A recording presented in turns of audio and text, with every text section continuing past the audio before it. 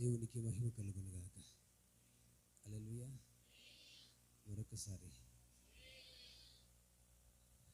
ఈ శ్రేష్టమైన పరిచర్లో మీతో పాటు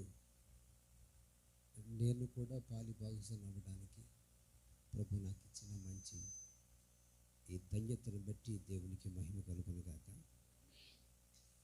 సమీక్షణ దైవజనులు వారికి నా హృదయపూర్వకమైన శుభాలు, వేదికమైన దైవజనులకు నా హృదయపూర్వకమైన వందనాలు. చేరువచ్చిన మీకు అలాగే లైవ్లో ఉన్న మీ అందరికీ కూడా ప్రభువైన యేసుక్రీస్తు నామములో నా హృదయపూర్వకమైన శుభవందనాలు తెలియజేస్తున్నాను. దేవునికి స్తోత్రం. ఇంతవరకు దైవజనులు నిజమే, నాకు ఇలాంటిది ఒక పరిస్థితి నాకు ఎదురైంది. మాకున్న ఆశ ఏంటంటే ఏ విధము చేతనైనా దేవుని యొక్క శక్తి ప్రజల్లోనికి బయలుపడాలి. ఏదైనా కాస్త అనుభవం గలటువంటి వాళ్ళు మన దగ్గరికి వస్తే మన బిడ్డలు కూడా కాస్త జ్ఞానాన్ని పొందుకుంటారు అనే ఆశ మాకుంటుంది. ఇలాగ నేను కూడా ఒక ప్రాంతానికి ఒక దైవజన్ని పిలిచా. సేమ్ అదే అడిగారు ఆయన, స్టేజ్ ఉంటుందా, ఎంతమంది ఉంటారు అంటే అక్కడ నేను కాదు, నా స్నేహితుడు ఒక ఆయన పరిచయం చేస్తున్నారు అనక్కపల్లిలో రావి కౌతమని. అక్కడ ఆయన దగ్గర ఉన్నది గట్టిగా 10 మంది విశ్వాసులు. మేము పెట్టింది బయట సువార్త కూడిక, స్టేజ్ ఎక్కడ వేయగలరండి? అప్పుడు అనిపించింది నేను రాలేను అన్నారు. సరే, దేవునికి స్తోత్రం. ఎప్పుడు పిలిచినా అవకాశం ఉంటే తప్పక వస్తాను నేను. నాకున్న ఆశ ఏంటంటే ఎక్కువ మంది అవసరంలా, తక్కువ మంది ఉన్నా పర్వాలేదు, కానీ వాక్యం వినేవాళ్ళంటే చాలు, దేవునికి వాక్యాన్ని గౌరవించే వాళ్ళు ఉంటే చాలు. దేవునికి స్తోత్రం కలుగును గాక. నాది ఇంతే పరిచర్య ఉంటుంది. ఒకవేళ ఎప్పుడైనా సర్వసాధారణంగా బయటికి వెళ్ళడానికి అంత ఇష్టం నాకు ఉండదండి. ఎందుకంటే ప్రభు మాకు ఇచ్చిన ఆ పరిచయను బలపరుచుకుంటే బాగుంటుందన్న ఉద్దేశమే. సాధారణంగా బయటికి అంతగా వెళ్ళడానికి ఇష్టం ఉండదు.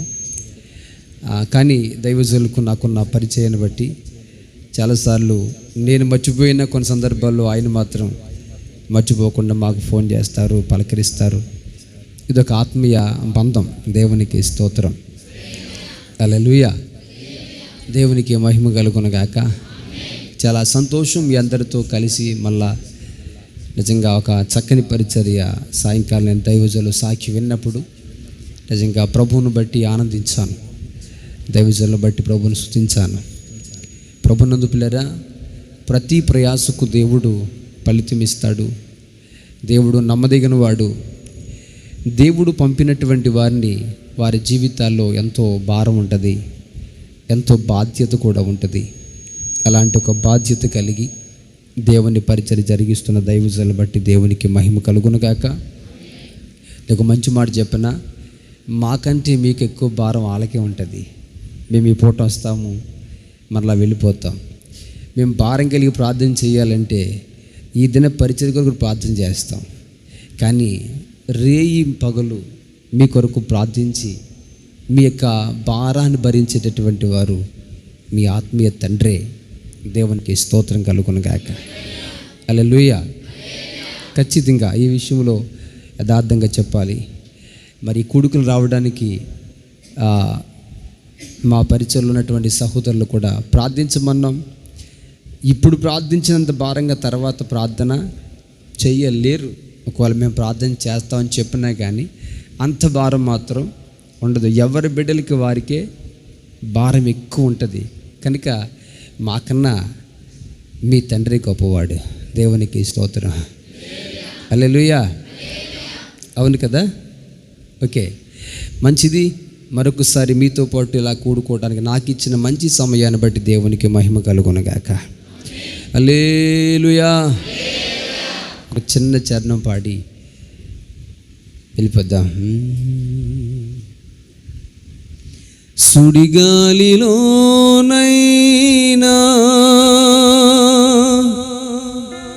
జడివానలోనైనా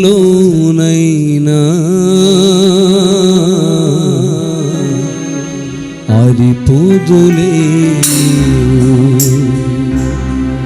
వెలిగించిన దీపము.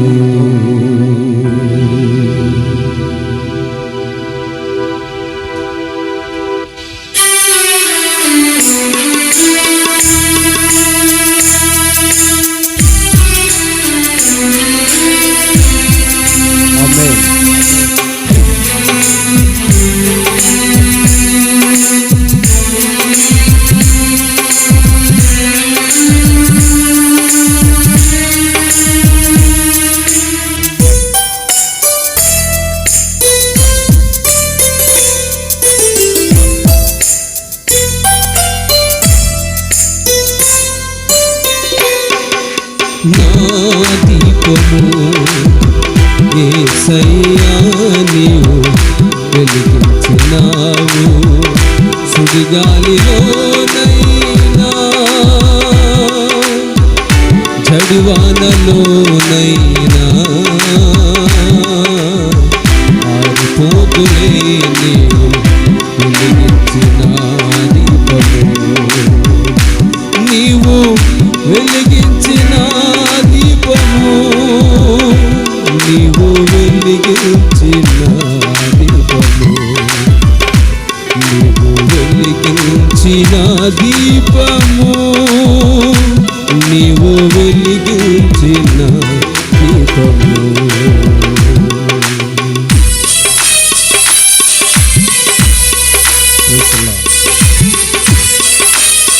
లైవ్లోని వారికి చప్పట్లు కొడుతూ ప్రభువుని ఆరాధిద్దాం.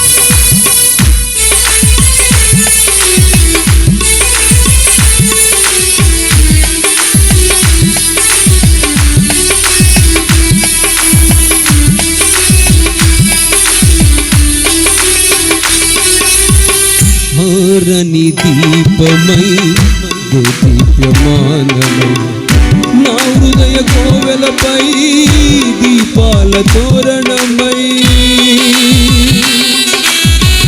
హారని దీపమై దీప్యమానమై నా హృదయ కోవెలపై దీపాల తోరణమై. చేసావు పండుగా వెలిగావు నిండుగా, చేసావు పండుగా వెలిగావు నిండుగా.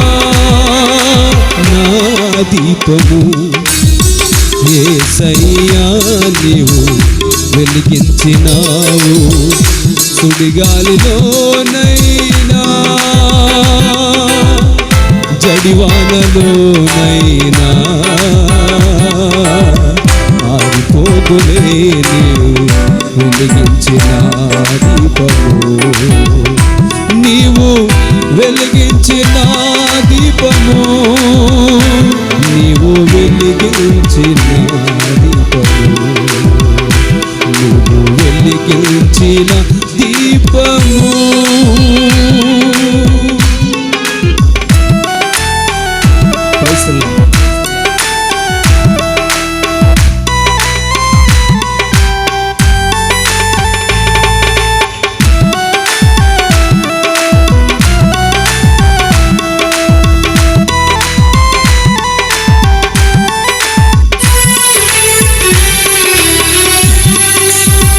ఆగని హోరులో ఆరిన నేలపై నా ముందు వెలసితివే సైన్యముల కధిపతివై. ఆగని హోరులో ఆరిన నేలపై నా ముందు వెలసితివే సైన్యముల కధిపతివై. పరక్రమశాలివై నడిచావు కాపరిగా, పరక్రమశాలివై నడిచావు కాపరిగా. నా దీపము యేసయ్యా నీవు వెలిగించినావు. సుడిగాలిలోనైనా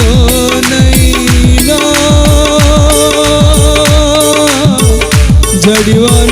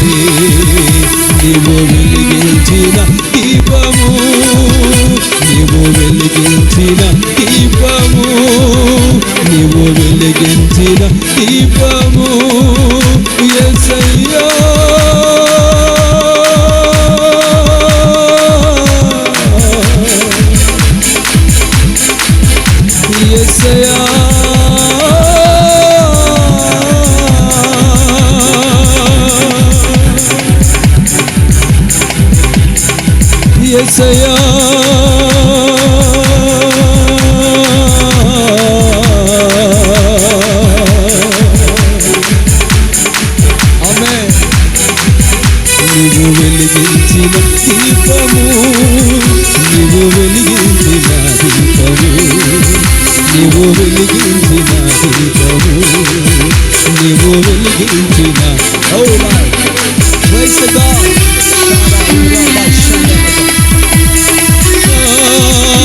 ఆరిపోదులే ఆరిపోదులే ఆరిపోదులే ఆరిపోదులే నీవు వెలిగించిన దీపము, నీవు వెలిగించిన దీపము, నీవు వెలిగించిన దీపము.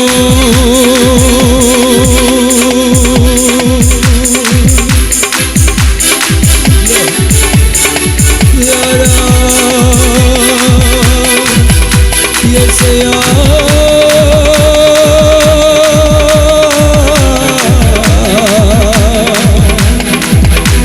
యేసయ్యా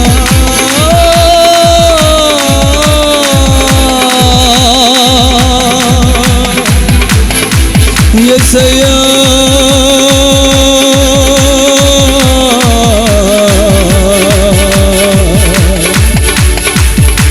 యేసయ్యా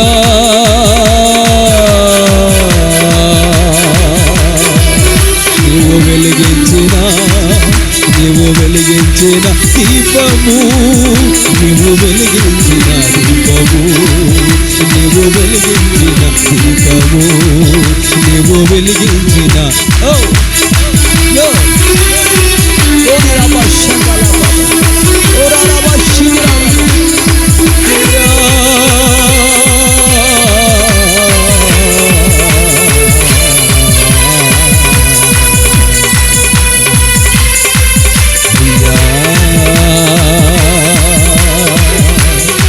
యేసయ్యా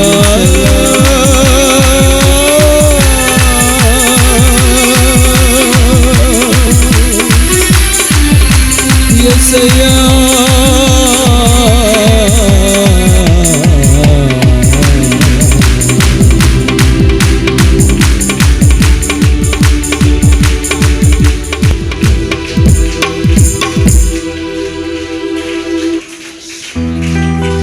నీవు వెలిగించిన దీపము, నీవు వెలిగించిన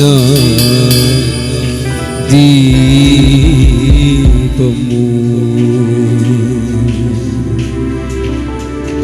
ఓలా ఓలా ఓ yes Uraba Shabara Uraba Shabara.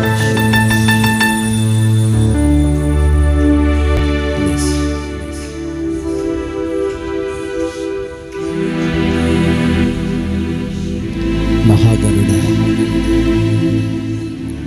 సర్వాధికారి, భూమి ఆకాశములకు సృష్టికర్తవైన మా తండ్రి, నీ అనాది కాల సంకల్పములు, నీ ఉద్దేశములలో భూమి రవ్వంతయు కూడా లేనప్పుడు మమ్మలను ఏర్పరచుకున్న వాడానికి స్తోత్రాలు. భయంకరమైన పరిస్థితులు మమ్మల్ని చుట్టుముట్టిన మా దీపాలు ఆరిపివేయాలని మా విరోధి మామేయును వేడు ఆలోచించిన వాడి చేతుల్లోంచి మీరు మమ్మల్ని తప్పించి మమ్మల్ని వెలిగించిన మా తండ్రి నీకు స్తోత్రాలు ప్రభువా.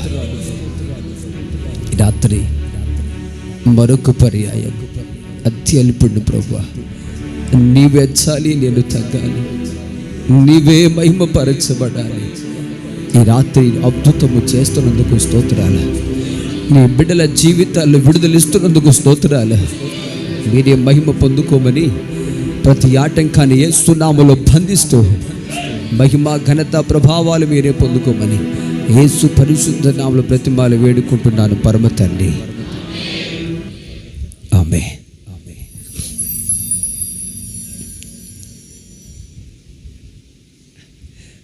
దేవుని ఘనమైన నామానికి మహిమ కలుగునుగాక. మరొక పర్యాయం ఈ రాత్రి కాలంలో ఈ రీతిగా ప్రభుని ఆరాధించడానికి దేవుడిచ్చిన భాగ్యాన్ని బట్టి స్తోత్రం. ప్రభునందు ప్రియులరా, ఈ రాత్రి ఈ రీతిగా మనమందరం కూడుకొనుట అనేది అకస్మాత్తుగా నిన్నో లేక మొన్న లేక ఏదో ఒక 10 దినాలకి ముందుగా ఆలోచించిన ఆలోచన కాదు, కానీ ఈ రీతిగా మనమందరం కలిసి ఉండుట జగత్తు పునాది వేయబడక మునుపే దేవుని యొక్క ప్రణాళిక. అది దేవునికి స్తోత్రం. దేవునికి ఏర్పాటు అది, కానీ మనకు అర్థం కాదు. దేవునికి ఆలోచన పరిధిలోనే ఈ రోజున ఈ రీతిగా మనము కూడుకుని ప్రభుని ఆరాధిస్తున్నాం. ఈ రాత్రి ఈ కూడుకు కొందరు ఆశతో రావచ్చు, మరికొందరు రావాలని ఉన్న ఆటంకాలు ఎన్నో కలగగా అవన్నీ కూడా జయించి ఎదిరించి ఈ రాత్రి ఈ కూడుకు వచ్చినటువంటి వారు ఇక్కడ లేకపోలేదు. దేవునికి స్తోత్రాలు. మిమ్మలను ఏ విధము చేతనైనా ఈ రాత్రి కూడికకు రాకుండా చేయాలని పలు ప్రయత్నాలు మీకు ఆటంకాలుగా కలిగిన వాటన్నింటి నుండి కూడా విడుదలిచ్చి ఈ రాత్రి దేవుని సన్నిధిలో ఉండడానికి, దేవునికి సంకల్పం నీలో మనలో నెరవేరడానికి ప్రభు చూపిన ఈ గొప్ప కార్యాన్ని బట్టి దేవునికి మహిమ కలుగునుగాక. పిల్లరా, మన విరోధి అయినటువంటి అపవాది, మనకు శత్రువు ఒకడున్నాడు భూమి మీద. దేవుని ప్రజలమైన మనకు శత్రువులు ఎవ్వరూ లేరు, కానీ ఒకే ఒక శత్రువు ఉన్నాడు, ఒకే ఒక విరోధి ఉన్నాడు. వాడే బైబిల్ భాషలో అపవాది, సాతాను అని అంటాం. అది లోక పరిభాషలో శనిగాడు అని అంటాం. వాడి పని ఏమిటంటే దేవుడు వెలిగించిన ప్రతి దీపాన్ని వాడు ఆర్పివేయుట వాడి పని, వాడు ఆర్పివేయుట వాడి కర్తవ్యం. భూమి మీద మానవుడిగా ఒక వ్యక్తి జన్మించినప్పుడు ఆ ప్రారంభ దినమునే తల్లి గర్భములో పుట్టినటువంటి ఆ తొలిటి దినాల్లోనే అప్పటి నుండి వాడు ప్రారంభిస్తాడు. ఏ విధము చేతనైనా నిన్ను ఆర్పివేయాలి అనేదే వాడి ఆలోచన, నిన్ను లేకుండా చెయ్యాలనేదే వాడి తపన, వాడి ప్రయాస కూడా అదే. అందుకే నీ బాల్యములో నీ మీద భయంకరమైనటువంటి మరణకరమైన పరిస్థితులు నిన్ను వెంటాడుతూనే వచ్చాయి. అయినా దేవుని మహాకృప నీ మీద చూపి ఆ మరణకరమైన పరిస్థితులు నీకు సమీపించినప్పుడు ఆయన నిన్ను తప్పించాడు. దేవునికి మహిమ కలుగును గాక. హల్లెలూయా. ప్రభునందు పిల్లరా, నేను ఉదయం వచ్చేటప్పుడు ఇక్కడికి దాన్ని ఏమంటారు, దాన్ని ఎంట్రన్స్లో ఉంది కదా, అక్కడ ఆర్చ్ ఉంది. అందులోంచి ఇటు మేము తిరిగినప్పుడు అక్కడ ఒక బోర్డు ఉంది. ఆ బోర్డు మీద ఒక ఊరి పేరు ఉంది, అప్పన్నపల్లి అని. ఆ ఊరి పేరు వినగానే నాకు ఒక సంగతిని గుర్తొచ్చింది. అదేమిటంటే అక్కడేదో గుడి కూడా ఉన్నట్టుంది కదా. ఓకే, హల్లెలూయా. నేను ఈ ప్రాంతానికి రావడం ఇదే మొట్టమొదటిసారి. ఎందుకు మిమ్మల్ని అక్కడ ఒక గుడి కూడా ఉందని అడిగానంటే చెప్తాను, వినండి. నా పేరు వెంకటేశ్వరరావు. మాది కరప మండలం వేములవాడ గ్రామం. అమ్మమ్మ గారిది ఉప్పాడ కొత్తపల్లి మండలం రావన్నపాలెం నాన్నగారిది. అయితే మా ఊరు బీచ్ రోడ్డు పక్కన రావన్నపాలెం. నేను పుట్టినది రాయవరం. అమ్మమ్మ గారు వెళ్ళిపోయారు రామచంద్రపురం మండలం రాయవరం. అక్కడ నేను పుట్టాను. అమ్మగారు వెంకటేశ్వర భజన, సాయిబాబా భజనలు చేస్తూ ఉండేటటువంటి ఆమె. యేసు ప్రభు అంటే ఆమెకి ఎట్టి పరిస్థితులు కూడా ఆమెకి ఎక్కదు. అలాంటి పరిస్థితులలో రావణపాలాన్ని నేను పుట్టిన ఇంచుమించు 1 సంవత్సరం వయసులో ఒక భయంకరమైన వ్యాధితో ఆమె బాధపట్టు మొదలెట్టింది. మెంటలు, ఒక పిచ్చిదిగా ఫిస్టులు, ఇలా ఒక భయంకర వ్యాధి ఎప్పుడైతే ఆమెను తాకిందో ఆ వ్యాధిని బట్టి ఆ ప్రాంతం నుండి మరలా తిరిగి వేములవాడ అనే గ్రామానికి రావడానికి అవకాశం వచ్చింది. అక్కడికి వచ్చిన తర్వాత ఎవరో ఆ నోట చెప్పిన మాట, ఎవరో ఒక సహోదరు చెప్పి, అమ్మా ప్రభువుని నమ్ముకుంటే మీరు బాగుపడతారు అని అనగానే వెంటనే నాన్నగారు ఒక నిర్ణయం వచ్చారట. ఏమనంటే, నాకు భార్య చనిపోతే మరొక దాన్ని చేసుకుంటాను, కానీ బిడ్డలు తల్లిపోతే మళ్ళా తల్లి రాదు కనుక ఏ దేవుడైతో నేనండి నా భార్య బాగుపడాలి, అంతే చాలు అని వెంటనే ఆ మాటను బట్టి దేవుని సన్నిధికి వాళ్ళిద్దరూ కలిపి వెళ్ళడం మొదలుపెట్టారు. ఆశ్చర్యం ఏమిటంటే, దేవుని మందిరములు అడిగి పెట్టిన తర్వాత దేవుని మహాకృప, దేవునికి స్తోత్రం, అద్భుతమైన రీతిలో ఆమె వ్యాధి బాగుపడింది. ఏ వైద్య సహాయము లేకుండా ఆ వ్యాధి నుంచి కోలుకున్న తర్వాత ఇంక నాన్నగారు తీర్మానం చేసుకున్నారు, నా భార్యను బతికించిన దేవుడే నా దేవుడు, ఆమె ఒక మార్గం నేను ఒక మార్గం కుదరదు అని, నా భార్యను బతికించిన దేవుడే నా బిడ్డలు కూడా దేవుడు కనుక నా కుటుంబం అంతా కూడా ఈ దేవుల్లోనే ఎదగాలి అని ఒక సమర్పణ చేసుకున్న ఆ తొలిటి దినాల్లో, ఇంకా కొద్ది దినాలే ఇంచుమించు 15 రోజులు, ఎంతో 1 నెల అయినటువంటి ఆ తొలిటి దినాల్లో ఒకరోజు సాయంకాలం నా వయసు పాకుతూ వెళ్తున్న ఒక వయసు నాది. వెంటనే సడన్గా ఏడుపు మొదలుపెట్టి 2 కళ్ళు తిరగేసి గుడ్డులు తిరగేసి వెంటనే సొమసిల్లి స్పృహ లేకుండా పడిపోయాను ఆ చిన్న వయసులో.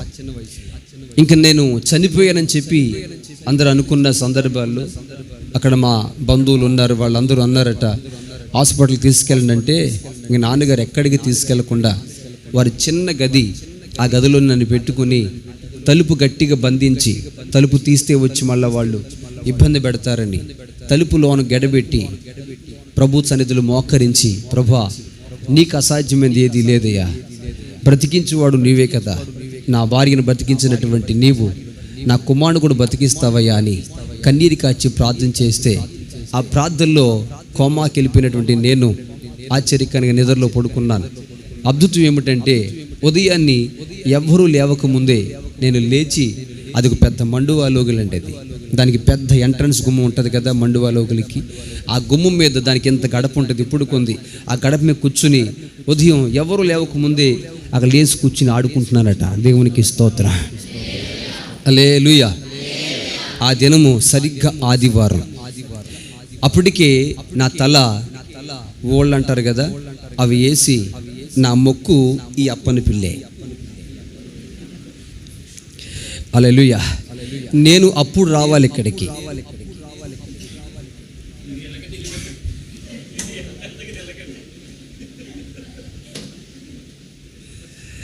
దేవునికి మహిమ కలుగును గాక. అయితే ఆ ప్రాంతం నాకు తెలియదులేండి.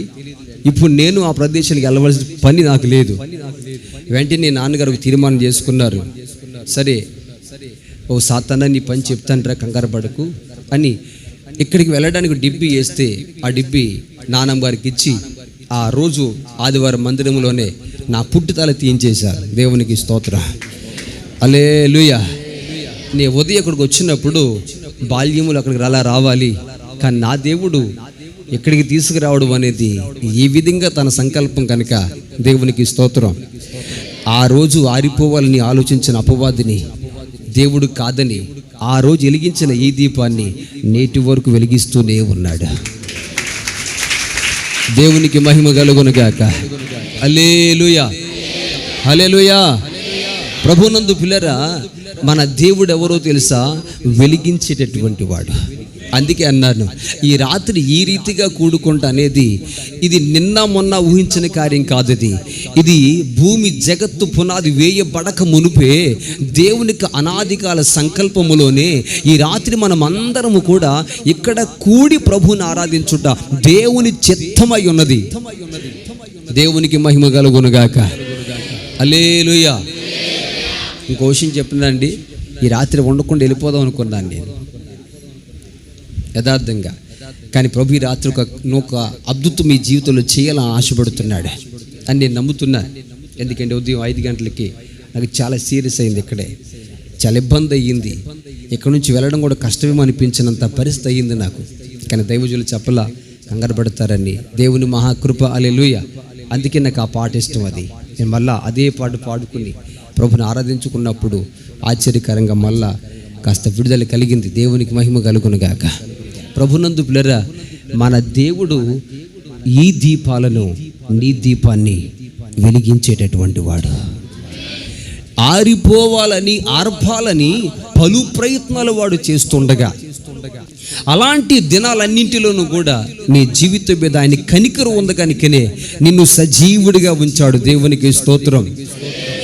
ఒక్క నిమిషం ఆలోచించండి, ప్రభువు దగ్గరికి రాక మునుపు ఏ స్థితిలో మీరున్నారు? ఎలాంటి పరిస్థితుల్లో మీరున్నారు? అది మీ జీవితాలు ఆరిపోయేటటువంటి గడియలు కాదా? మీ బ్రతుకులు శిథిలమైపోయేటటువంటి దినాలు కాదా?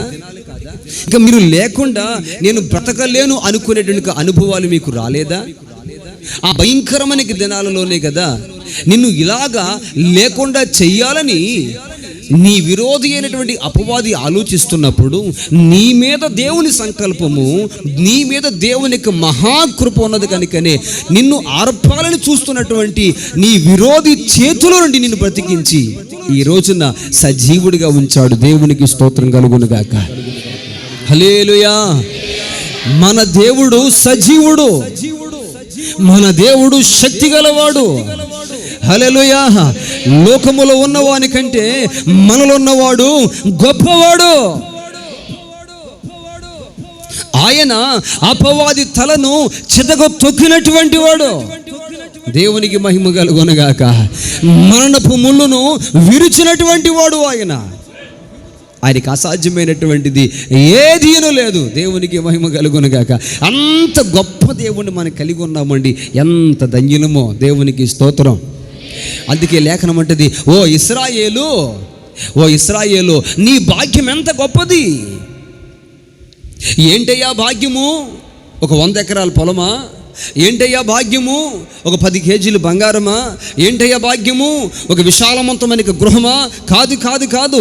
నిన్ను రక్షించిన యెహోవాను పోలినవాడు ఎవడు? నీవు కలిగి ఉన్నటువంటి దేవుని కంటే ఈ లోకంలో ఏది కూడా గొప్పది కాదు. దేవునికి స్తోత్రం కలుగునుగాక. హల్లెలూయా. ప్రభునందు పిల్లరా, ఈ లోక సంబంధమైన ఉన్నతమైన వాటన్నింటికంటే గొప్పది ఆయన. అందుకే ఒక దైవజనుడు చక్కని పాట పాడుతాడు. హల్లెలూయా. 1,000,000 ఐశ్వర్యం నన్ను వెదకి వచ్చినను నీకది సమమౌనా.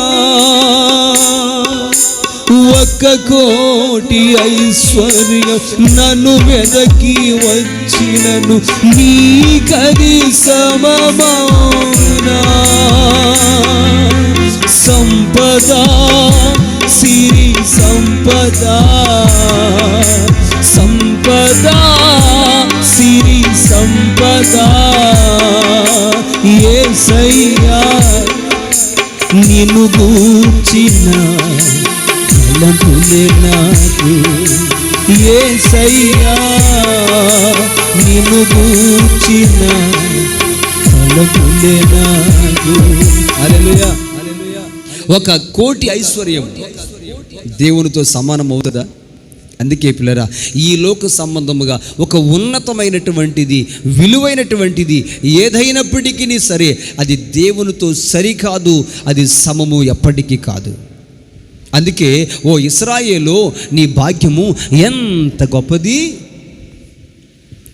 నిన్ను రక్షించినటువంటి యెహోవాను పోలినటువంటి వాడు ఎవడున్నాడు?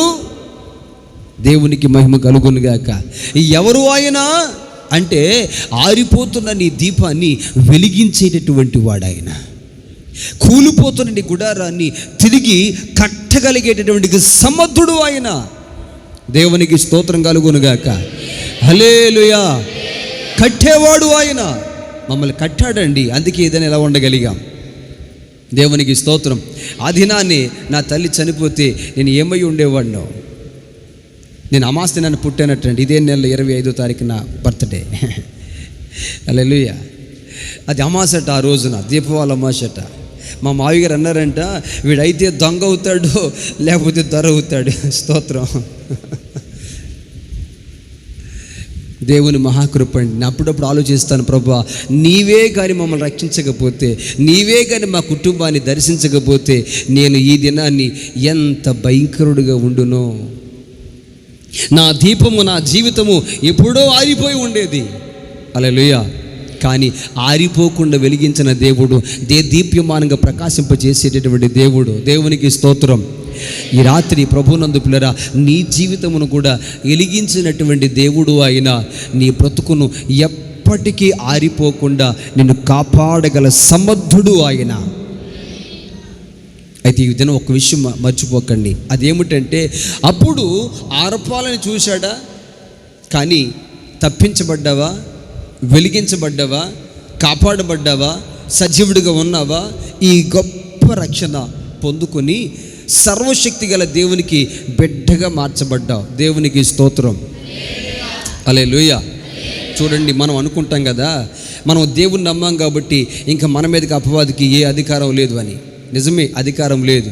కానీ వాడు అప్పుడు ఆర్పడానికి ప్రయత్నించిన దేవుడే నీ బ్రతుకు దినములన్నీ కూడా నీతోనే ఉంటాడు వాడు. హల్లెలూయా. ఒక విషయం ఏంటండి, క్రైస్తవుడి లోకయాత్ర ముగించినప్పుడే జయించినవాడు. దేవునికి స్తోత్రం. అంతవరకు కూడా నీ విరోధి ఎప్పుడు నిన్ను వెంటాడుతూనే ఉంటాడు. వాడి ఉద్దేశం ఏంటో తెలుసా? అప్పుడే నిన్ను విడిచిపెట్టలేదు వాడు. దేవునికి స్తోత్రం. అలాగని భయపడవద్దు. వాడు మనం వెంటాడుతూనే ఉంటాడు. అందుకే మన గత కాలంలో పిల్లరా ఎంతమంది భక్తులండి, వారి ప్రారంభంలో వెలిగించబడి పడిపోయినటువంటి వారు లేరా? దేవునికి స్తోత్రం కలుగునుగాక. హల్లెలూయా.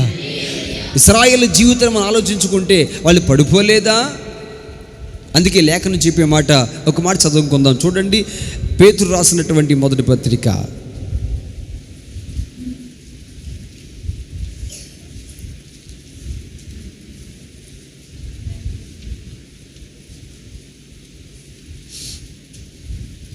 5వ అధ్యాయము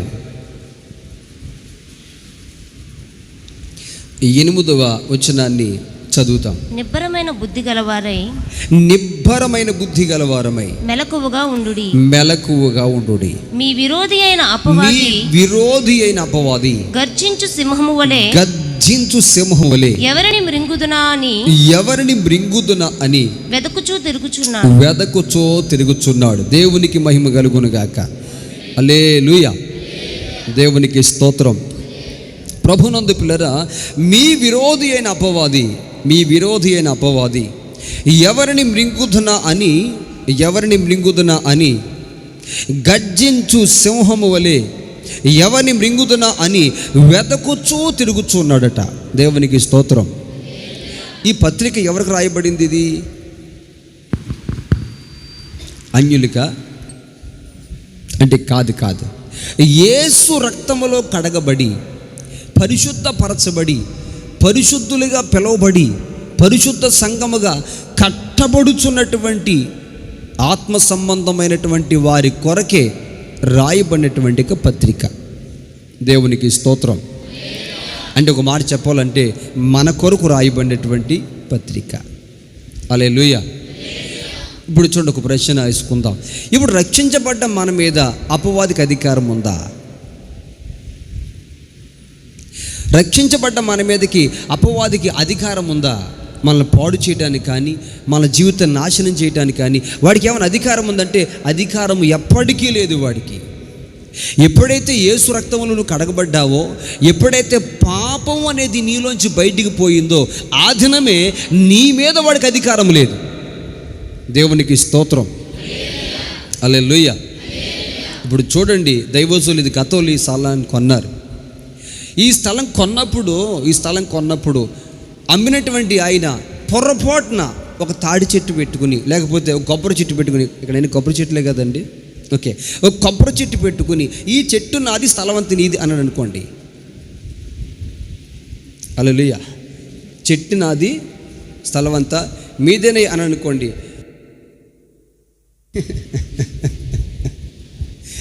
ప్రైజ్ ది లార్డ్.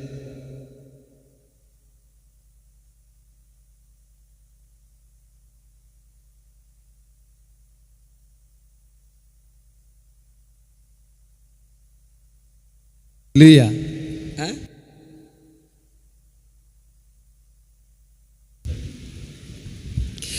ఓకే, ఇప్పుడు ఒక చెట్టు ఉందనుకోండి, స్థలం అంతా కొన్నప్పుడు అమ్మినటువంటి ఆయన ఈ చెట్టు నాది అన్నాడు, చెట్టు ఉండిపోయింది.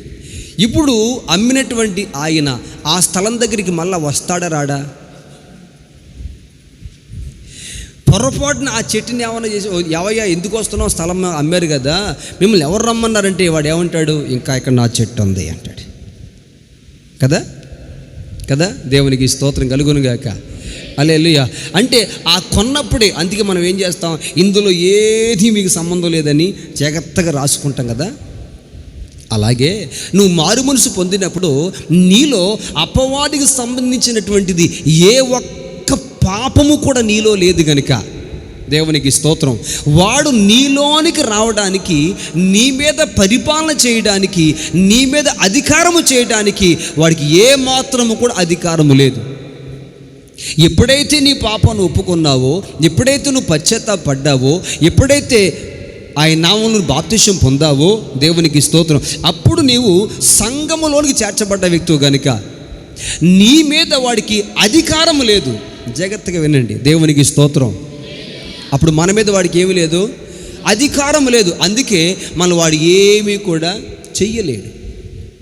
దేవునికి స్తోత్రం కలుగునుగాక. హల్లెలూయా. అయితే మరి వాడికి మన మీద అధికారం లేనప్పుడు వాడు మనల్ని ఎలా మింగుతాడండి?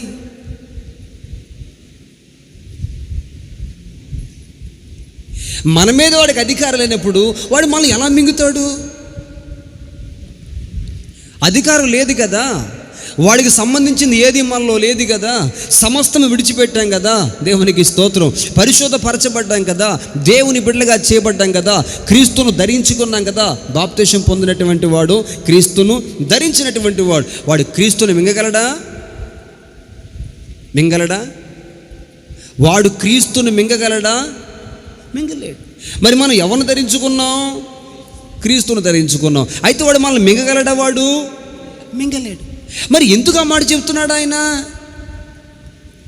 దేవునికి స్తోత్రం కలుగునుగాక. హల్లెలూయా. అవును పిల్లరా, వాడు మింగలేడు, మన మీద వాడికి అధికారం లేదు. కానీ వాడు ఒక్క పని చేస్తాడు. ఏంటో తెలుసా? స్థలం అమ్మినటువంటి ఆయన ఇక్కడికి రాడు, కానీ పక్క దొడ్లోంచి ఆయన ఏమని అనొచ్చు. ఏమండి? ఎక్కడి నుండి? దేవునికి స్తోత్రం. హల్లెలూయా. ఎక్కడి నుండి? గతంలో ఆయన చెట్టు స్థలంలో ఉంది కనుక వచ్చి అక్కడ ఏదో పెట్టుకున్నాడు. అంటే నా చెట్టు అన్నాడు. సరే, దానికి కూడా ఇచ్చేసే, మొత్తం తీసి పడేసా, అయిపోయింది. ఈ బాధ పడలేక ఇప్పుడు అక్కడికి రాడు, మరి పక్కన పెడతాడు, పక్క గదిలోకి వచ్చి. అపవాదు చేసి పని కూడా అది. వాడు మన మీదకి రాడు, కానీ మన పక్క నుండి మనమే దేవునికి దూరమయ్యేటటువంటి పనులు మన చేత చేయించడానికి వాడు మనల్ని ప్రేరేపణ కలగజేస్తాడు. దేవునికి స్తోత్రం. ఆ విధంగా మన మీద వాడు దాడి చేసి చివరికి మన చేతులతో మన తలే కొట్టుకున్నట్లుగా చేస్తాడనమాట. అది వాడు చేసే కుయుక్తు పని. అందుకే అంటాడు, మీ విరోధి అయినటువంటి అపవాది గర్జించు సింహము వలె ఎవని మృంగుదునా అని వాడు తిరుగుతూ ఉన్నాడు. కనుక జాగ్రత్తగా ఉండండి. దేవునికి స్తోత్రం కలుగునుగాక. హల్లెలూయా. చూడండి ప్రభునందు పిల్లరా, వాడు ఏమి చేస్తాడో, ఎలా చేస్తాడో చూడండి. ఒక 2-3 మాటలు మనం ధ్యానం చేసుకుందాం. దేవునికి మహిమ కలుగునుగాక. చూడండి, ద్వితీయోపదేశ కాండములో 22వ అధ్యాయమును చూడండి ఒకసారి. ఇందాక దైవజనులు చదివించిన మాట తర్వాత వద్దాం. హల్లెలూయా.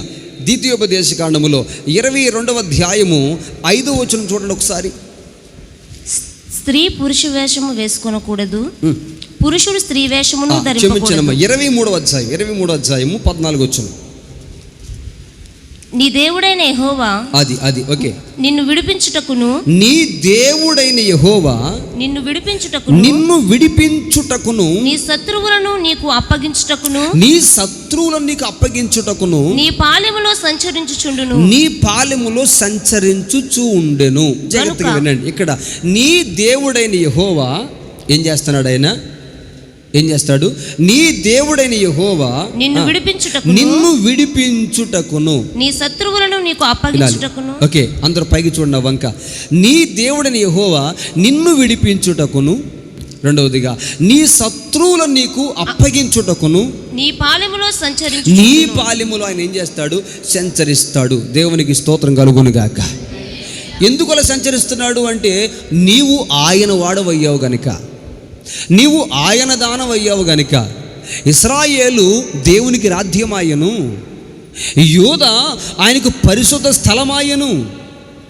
పరిశుద్ధ స్థలంగా యోధా మార్చబడ్డది కనుక ఇశ్రాయేలు ఆయన రాజ్యము కనుక, ఆ ఇశ్రాయేలు అనేటువంటి ఆయన రాజ్యములో పరిశుద్ధ స్థలంగా మార్చబడ్డటువంటి ఆ యాకోబులో, ఆ యోధాలో ఆయన సంచరించేటటువంటి అధికారం ఆయనకు ఉంది కనుక, అది ఆయన రాజ్యము కనుక అందులో ఆయన ఉన్నాడు. దేవునికి స్తోత్రం కలుగునుగాక.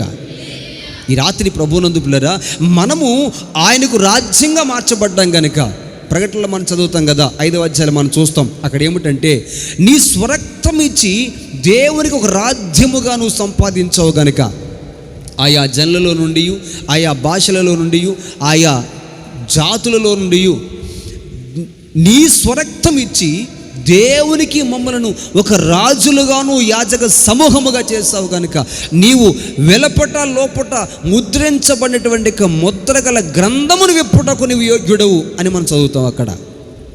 అంటే మనం ఎవరమంట? దేవుని యొక్క రాజ్యముగా చేయబడ్డాం. దేవునికి స్తోత్రం. మనం ఎవరు అండి? దేవునికి రాజ్యంగా చేయబడ్డాం. ఆయన మనను పరిశుద్ధపరుచుకొని మనలో నివసించడానికి మనము ఆయనకు పరిశుద్ధమైన స్థలముగా మార్చబడ్డ ప్రజలం. దేవునికి స్తోత్రం.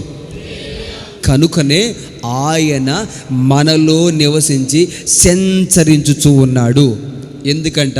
మన శత్రువుల మీద మనకు జయం ఇవ్వడానికి, మన శత్రువులు మనకు అప్పగించడానికి. ఓకే, దేవునికి స్తోత్రం కలుగునుగాక. ఓకేనా? ఇప్పుడు కింద చదవండి, అక్కడ ఏముందో. గనుక ఆయన నీలో అసహ్యమైన దేనినైనా చూచి నిన్ను విడువకుండునట్లు నీ పాలము పరిశుద్ధముగా ఉండవలెను. అది దేవునికి స్తోత్రం కలుగునుగాక. ఇప్పుడు చూడండి పిల్లరా, ఇప్పుడు దేవుడు మనలో ఉండి మన శత్రువు మీద మనకి జయం ఇవ్వడానికి ఆయన ఆశపడుతున్నటువంటి దేవుడు. ఇప్పుడు ఎప్పుడు మనం విడిచిపెట్టి వెళ్ళిపోతాడట ఆయన? మనలో ఎప్పుడైతే అసహ్యమైనటువంటిది మనలోనికి ప్రవేశించిందో, ఏమండి, నీ దేవుని యెహోవా నిన్ను నీలో ఉన్నటువంటి అసహ్యమైనటువంటిది దేనినైనా నువ్వు చూచి నిన్ను విడిచిపెట్టకుండునట్లు. అంటే చూడండి, ఇప్పుడు దేవుడు ఎప్పుడు మనం విడిచిపెడతాడు? మనలో అసహ్యమైనటువంటిది ఎప్పుడైతే మనలోనికి వచ్చిందో అప్పుడు దేవుడు మనలను విడిచిపెడతాడు. ఎప్పుడైతే దేవుడు మనల్ని విడిచిపెట్టాడో అప్పుడు ఎవరు మిగుతారు మనల్ని? అది వాడి టార్గెట్. హల్లెలూయా. ఇప్పుడు వాడంతట వాడు తిన్నగా వచ్చి మన మీద దాడి చేయలేడు. ఎందుకని? మనము దేవునికి పాలెముగా ఉన్నాం. ఆయన మనలో నివసిస్తున్నాడు కనుక, మనము ఆయనకి రాజ్యంగా ఉన్నాము కనుక వాడు మన మీద దాడి చేయడానికి వాడికి అధికారం లేదు.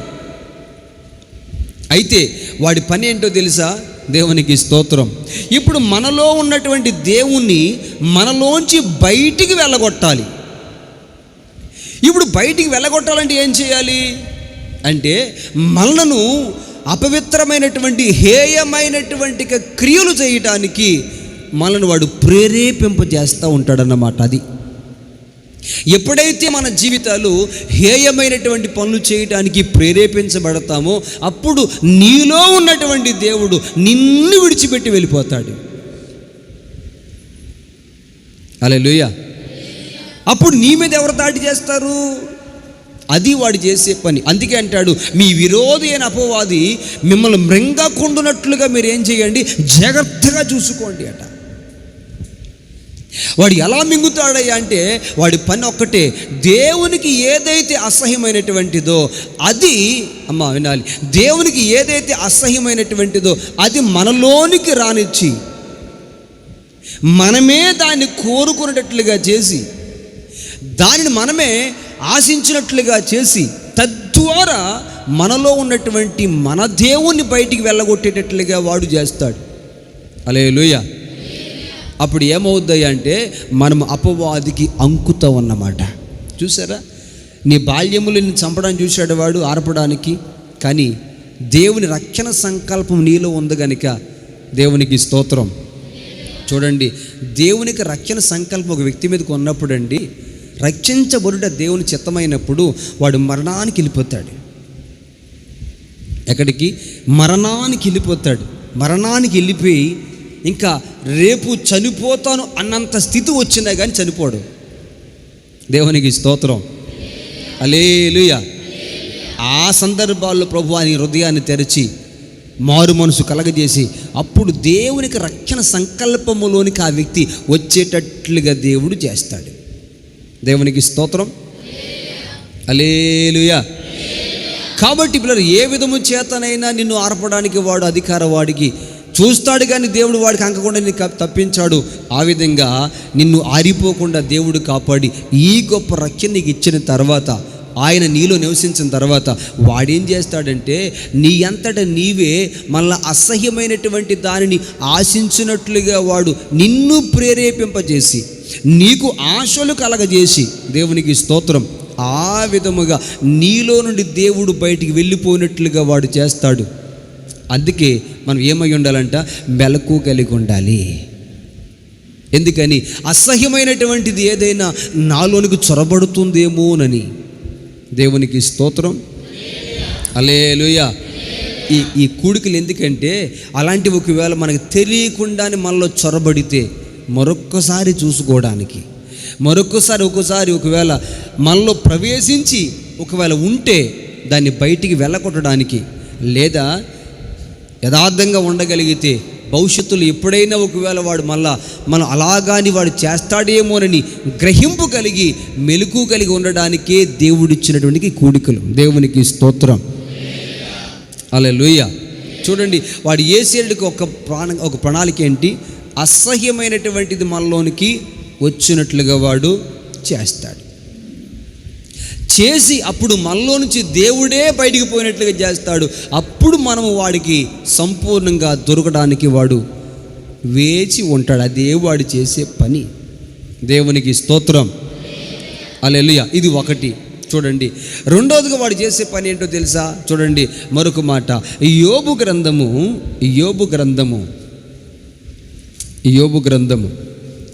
2వ అధ్యాయము 9వ వచనం. యోబు గ్రంథము 2వ అధ్యాయము 9వ వచనం. అతని భార్య వచ్చి నీవు ఇంకనూ యథార్థతను వదలక యుందువా దేవుని దూషించి మరణము కమ్ము. చాలండి. హల్లెలూయా. చూడండి, రెండోది వాడు చేసే పని ఏంటో తెలుసా? మన నోటి చేత దేవునిని దూషించేటటువంటి పనులు, అంటే మన నోటి చేత దేవుని దూషించేటట్లుగా మన ముందు మన చుట్టూ పరిస్థితులు వాడు కలగజేస్తాడు. అది వాడి పని. యోబుని ఏం చేశాడు వాడు? ఉన్న పాటున హల్లెలూయా, తన ఆస్తి అంతా పోయిందా? ఉన్న పాటున తన 10 మంది బిడ్డలు చనిపోయారా? అక్కడితో పోయిందా అంటే లేదు. తన శరీరం కూడా ఏమైంది? బలహీనపరచబడింది. భయంకరమైన వ్యాధి, తట్టుకోలేనంత బాధ. కొన్ని సందర్భాల్లో ప్రభునందు పిల్లరా, మన జీవితాలు కూడా అపవాది అదే చేస్తాడు. ఇంకా ఎందుకు నేను ప్రభువుని నమ్ముకున్నానా? ఎందుకు ప్రభు కొరకు ఎంతలా నేను బ్రతుకుతున్నా కానీ ఏంటి నాకు ఇలాంటి శ్రమలు? నేను దేవునిలో ఎంత యథార్థంగా బ్రతుకుతున్నా కానీ నాకెందుకు ఇలాంటి బాధ?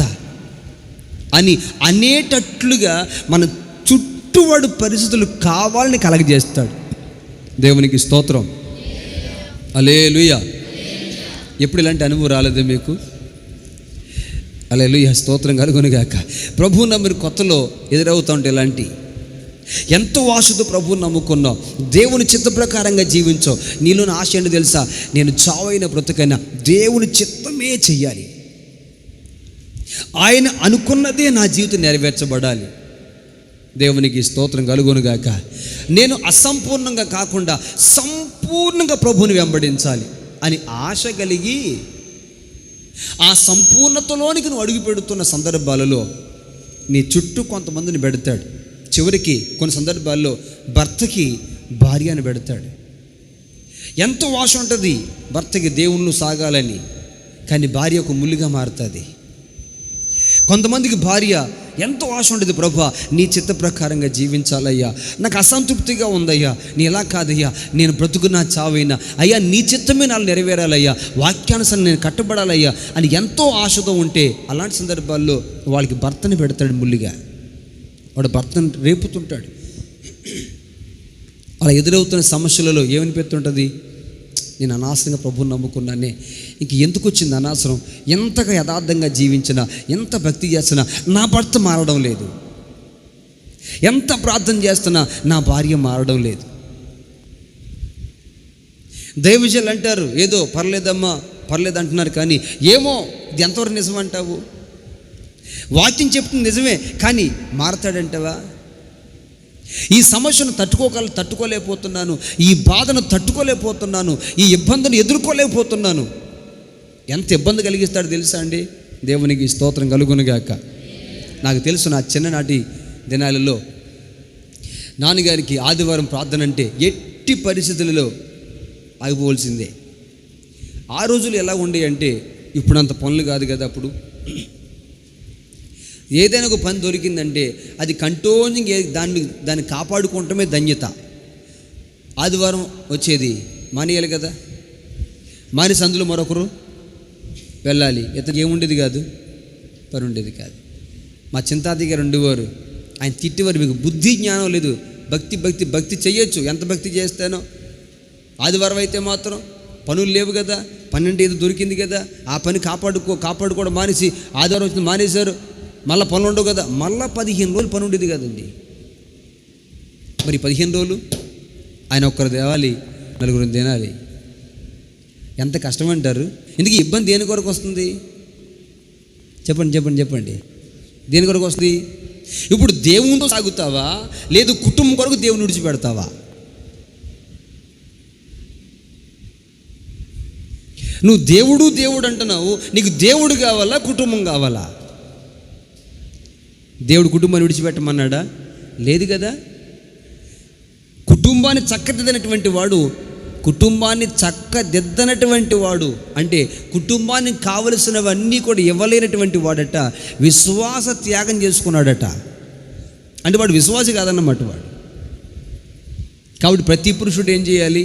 తన భార్యకి ఏం కావాలో సిద్ధపరచాలి, తన బిడ్డలకి ఏం కావాలో సిద్ధపరచాలి. మరి ఏం లేకుండా ఉన్నది ఇంకే సిద్ధపడతాడండి పని మానేస్తుంటేనే? ఇప్పుడు చెప్పండి, ఇప్పుడు దేవుని వాక్యం నెరవేరుతుందా, నెరవేర్చట్లేదా?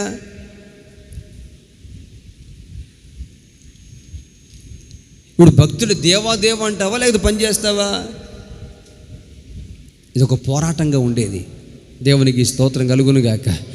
హల్లెలూయా.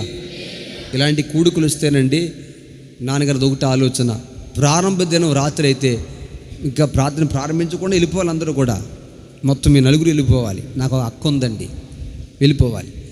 మళ్ళీ ఆఖరి దినం ఆఖరి ప్రార్థన అయిన తర్వాత, ఆ ప్రార్థన అంతా అయిపోయిన తర్వాత అప్పుడు రావాలి.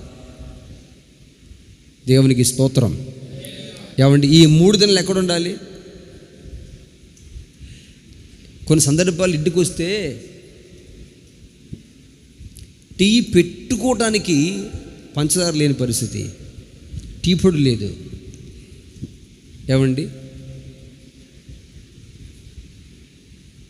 అన్నం వండుకుందామంటే రైస్ కూడా లేని పరిస్థితులు. నూకలు తెచ్చుకుని ఉప్మా చేసుకుని తిన్న రోజులు మాకు తెలుసండి. ఎందుకు వచ్చిన పాటలు 3 పనులకు పోవచ్చుగా? ఎందుకంటే అంత కష్టం? లేదు లేదు లేదా, దేవుని కొరకే బ్రతకాలి. ప్రభునందు పిల్లరా, నేను ధైర్యంగా చెప్తానండి, ఆనాటి వాళ్ళ సమర్పణ ఈరోజు మమ్మల్ని దీవించడం మొదలుపెట్టింది. ఆనాడు వాళ్ళ తీర్మానమే ఈరోజు వాళ్ళని విడిచిపెట్టలేదు. అపవాది పని ఏంటో తెలుసా? నీవు దేవునితో సాగకుండా నిన్ను ఎలాగైనా వెనక్కి లాగాలి, అదే వాడి పరిస్థితి. ఇబ్బంది కలగజేస్తాడు, ఇక్కట్లు కలగజేస్తాడు. కొన్ని సందర్భాల్లో దేవుని నమ్ముకుంటే రోగం తగ్గిపోద్ది అనుకున్నది దేవుని నమ్మిన తర్వాత కొత్తలాగా వస్తుంటుంది. వచ్చింది, అలాంటి అనుభవాలు వచ్చినాయా? వస్తాయి ఖచ్చితంగా. హల్లెలూయా. ఇది ఎక్కడ గొడవరా? దేవుని నమ్ముకుంటే ప్రభు స్వస్థపరుస్తున్నారు కదా, ఇప్పుడు మరో తోగ వచ్చింది ఏంట్రా బాబు ఇదంటే ఏం తొందర ఏం పడకండి, అది ఉండదు. అది యేసు రక్తమే జయం. ఆయన పొందిన గాయముల చేత స్వస్థత ఉన్నది. హల్లెలూయా, ప్రైజ్ ది లార్డ్. హల్లెలూయా, హల్లెలూయా, హల్లెలూయా. ఆయన పొందిన గాయములలో స్వస్థత ఉన్నది. కానీ వాడి పని ఏంటో తెలుసా? దేవుని నమ్మిన తర్వాత ఎంత కష్టం వచ్చేస్తుంది ఏంటండి? ఒక మాట అడుగుతాను, చెప్పండి. దేవుణ్ణి చిత్తము చేయట కష్టమా సులువా? చెప్పండి చెప్పండి చెప్పండి. కష్టమా సులువా? కష్టమే అని మనకు అనిపిస్తుంది. కానీ ప్రభు చెప్పే మాట ఏంటి తెలుసా? అది సులువేనట. నా కాడి తేలిక, నా భారము. మరి ఎందుకు కష్టం అనిపిస్తుందయ్యా అంటే దేవుని కాడి కష్టం కాదు. కొంతమంది అమ్మ బాబోయ్ ఇంత భక్తి చేయడమే, ఇంకేమన్నా ఉందా, ఉండగలవండి, ఇంతలా ఎలా బతకగలవండి, మరి లోకంలో ఉన్నాం కదండి, ఇంత పరిపూర్ణంగా ఎలా జీవించగలవండి, అమ్మ బాబోయ్ ఇది అగ్గిపడుతుంది. ప్రభు చెప్పే మాట తెలుసా? ప్రయాసపడి భారం మోస్తున్న సమస్తమైన ప్రజలారా నా ఎద్దుకు రండి అని కిందే ఉంది అక్కడ, నేను మీకు విశ్రాంతిని ఇస్తాను. తర్వాత ఏమంటున్నాడు అక్కడ? నా కాడి 28 మత్తయి సువార్త 11:28. ప్రయాసపడి భారము మోసుకొనిచున్న సమస్త జనులారా నా యొద్దకు రండి, నేను మీకు విశ్రాంతి కలుగజేతును. నేను సాత్వికుడను, దీన మనస్సు గలవాడను గనుక మీ మీద నా కాడి ఎత్తుకుని నా యొద్ద నేర్చుకునడి, అప్పుడు మీ ప్రాణములకు విశ్రాంతి దొరుకును. అదిగో అప్పుడు మీ ప్రాణములకు విశ్రాంతి దొరుకును. ఎప్పుడు? ఆయన వద్దకు వచ్చి ఆయన వద్ద నేర్చుకుని ఆయన కాడి ఎత్తుకుని నా కాడి ఎత్తుకుని నా యొద్ద నేర్చుకునుడి, అప్పుడు మీకు విశ్రాంతి కలుగును. అన్న షార్ప్ తగ్గించిన కాస్త బేస్ పెట్టి వాయిస్లో మోనిటర్. ఓకే, దేవునికి స్తోత్రం. ఎస్, అప్పుడు మీ ప్రాణమునకు విశ్రాంతి దొరుకును. కింద ఏలయనగా నా కాడి సులువును నా భారము. ఇప్పుడు చెప్పండి, దేవుడి కాలి సులువా భారమా? చెప్పండి, ఎలాంటిది? అది సులువే. మరి ఎందుకండి ఇలాగా అంటే అది భారముగా అనిపించేటట్లుగా చేసేవాడు వాడు. దేవునికి స్తోత్రం. దేవుని కాడి తేలికే, కానీ వాడు చేసే పని ఏంటో తెలుసా? ఇది భారము, ఇది కష్టము, ఇది చాలా కఠినమైనటువంటిది, ఇది మీరు చేయలేనటువంటిది, ఇది మీరు ఉండలేనటువంటిది, ఇది మీరు జీవించలేనటువంటిది అన్నట్లుగా మన చుట్టూ కొన్ని పరిస్థితులు వాడు కలగజేస్తాడు. అలా కలగజేసి దేవునికి స్తోత్రం, హల్లెలూయా, ఎందుకు దేవుని నమ్ముకున్నావురా అన్నట్లుగా అన్న మాట మన నోటితో పలికేటట్లుగా వాడు చేయటమే వాడి పని. దేవునికి స్తోత్రం, హల్లెలూయా. ఇలాగే ఒకసారి సభలు జరుగుతున్నాయి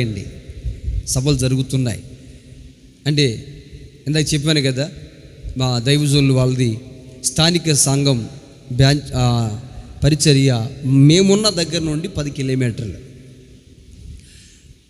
ఇప్పుడంటే ఆటోలు వచ్చాయి, అప్పుడు ఆటోలు లేవు. వెళ్తే మాకు సైకిల్ ఉండేది.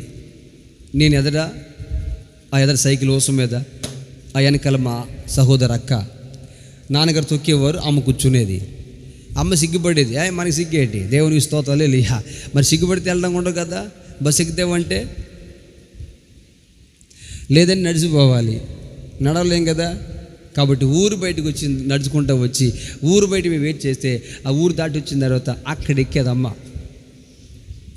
మేము చిన్నప్పుడల్లా సాగిపోయింది. అక్క పెద్దదైంది, నేను పెద్దోడిని అయ్యా. మరి పెద్దలో అయితే ఎదర సైకిల్ ఎక్కడ కుదురుతుందండి, అవ్వదు కదా.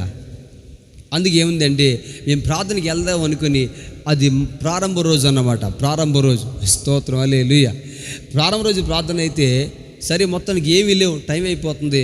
లారీ ఎక్కేశారు, అతి కష్టం మీద లారీ ఎక్కేసి సరిగ్గా అది రోడ్డు పక్కనే ఉంటుంది. అక్కడికి వెళ్ళిన తర్వాత దిగిపోయారు. అక్కడికి వచ్చిందన్న కాండవల్లోనే లారీ ఎలా ఉంటుందండి, ఎత్తి కదా, అది ఎక్కడమే కష్టం, దిగడమే కష్టం. దేవునికి స్తోత్రం. ఈ సందర్భంలో బట్టల బ్యాగ్ మర్చిపోయారు అందులో. అప్పుడు మా పరిస్థితి ఏంటంటే, మాకున్న బట్టలన్నీ ఎన్ని బట్టలు ఉన్నాయి అన్ని బట్టలు బ్యాగులు ఉన్నాయి. ఇంక ఇంటికాడ బట్టలు లేవు, బ్యాగ్ వెళ్ళిపోయింది. తీరా దిగి చూసే సమయానికి కట్టుకున్న బట్టలు తప్ప ఇంక బట్టల బ్యాగ్ లేవు. అందులో ఆ బ్యాగులు పెట్టిన కొన్ని డబ్బులు ఏమిటి, మొత్తం అవి కూడా. దేవునికి స్తోత్రం హల్లెలూయా. ఇప్పుడు ఏం చేయాలి చెప్పండి? బ్యాగ్ ఏమైందంటే బ్యాగ్ లేదు, ఎక్కడికి వచ్చకపోయింది.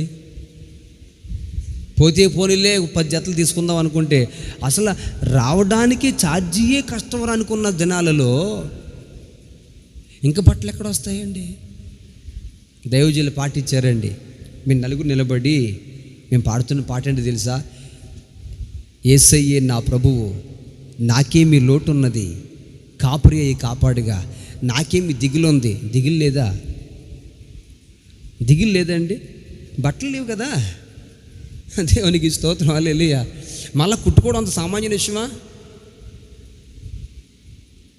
ఈ పాట మామూలు కాదండి. అది ఇంకా ఆత్మలు లేనమైపోయి మైమరిచిపోయి ఇంక పాట పాడుతున్నాను. దేవునికి స్తోత్రం హల్లెలూయా.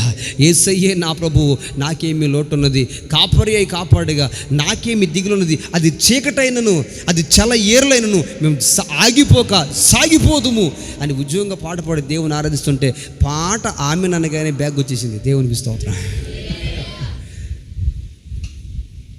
హల్లెలూయా. Praise the lord.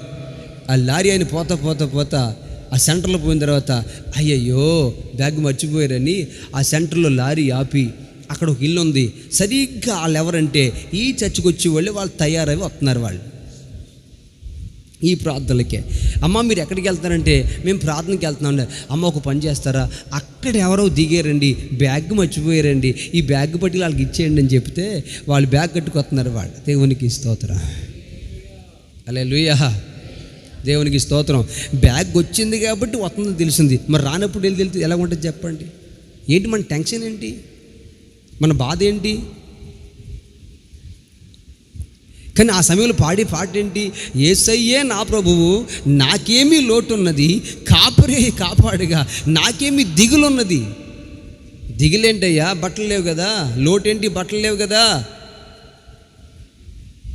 దేవునికి స్తోత్రం హల్లెలూయా. ప్రభునందు పిల్లరా, అపవాది ఉద్దేశం ఏంటో తెలుసా? నువ్వు దేవుని ఎదుగు వచ్చేటప్పుడు ఏదో నష్టాన్ని కలగజేస్తూ ఉంటాడు. అదుగు మేము దేవుని దగ్గరికి వెళ్ళిన తర్వాత ఇలాగ అయిపోయిందని. అవునండి, మేము ఊరికి దూరంగా ఉంటాం. మేము ఊరికి దూరంగా ఉంటాం. ఇంచుమించుగా 1/2 కిలోమీటర్ ఇంచుమించుగా దూరంగా ఉంటుంది మేము ఉండే పరిచర్య. అప్పుడప్పుడు కొంతమంది ప్రార్థనలకి అన్యులు వస్తుంటారు కదా, వాళ్ళు మాకు బంధువులే. ఒక చిన్న పాప కూడా తీసుకొచ్చారట. ఆ పాప లోన కూర్చోకుండా బయట ఆడింది. మొత్తం ఏదో ఎండి బిళ్ళ ఏదో మెడలో ఉందంట. ఆ ఎండి బిళ్ళ పడిపోయింది. ఇంకంత ఇంటికి వెళ్ళిన తర్వాత యేసువ గుడికి వెళ్ళారు, ఎండి బిళ్ళ పడిపోయింది. యేసువ గుడికి వెళ్ళారు, ఎండి బిళ్ళ పడిపోయింది. ఇంకా మళ్ళానండి ఇంక చాలా సంవత్సరాలు ఆ పిల్ల, చిన్న పిల్ల, గట్టిగా ఉంటే 2వ సంవత్సరం ఎంతో అప్పుడు వచ్చింది ఆ పిల్ల. దేవునికి స్తోత్రం హల్లెలూయా. ఇంకా ఆ ఇంట్లో వాళ్ళండి యేసువ గుడికి వెళ్ళిన తర్వాత ఈ ఎండి బిళ్ళ పడిపోయింది. అందుకే యేసువ గుడికి మేము వెళ్ళడం మాకు అచ్చు రాలేదు. అద్భుతం ఏంటంటే అండి, దేవుడు ఆ కుటుంబం అంతా మార్చేసాడు. దేవునికి స్తోత్రం. పోయిన సంవత్సరమే ఆ అమ్మాయి బాప్తిసం పొందుకుంది సంపూర్ణంగా. దేవునికి స్తోత్రం. హల్లెలూయా. అంటే వాడి పని ఏంటి? ఏదో విధంగా దేవుని చెంత దేవుడు అచ్చు రాలేదు అని చెప్పాలి, లేక దేవుడు ఏం చేశాడని చెప్పాలి, దేవుని వల్ల నాకు కలిగింది ఏంటని చెప్పాలి. ఈ విధంగా ఏదో విధంగా నిన్ను కృంగదీయడం వాడి పని అంతే. అందుకే ఒక్క దినమే ఆస్తి అంతా పోయిందే.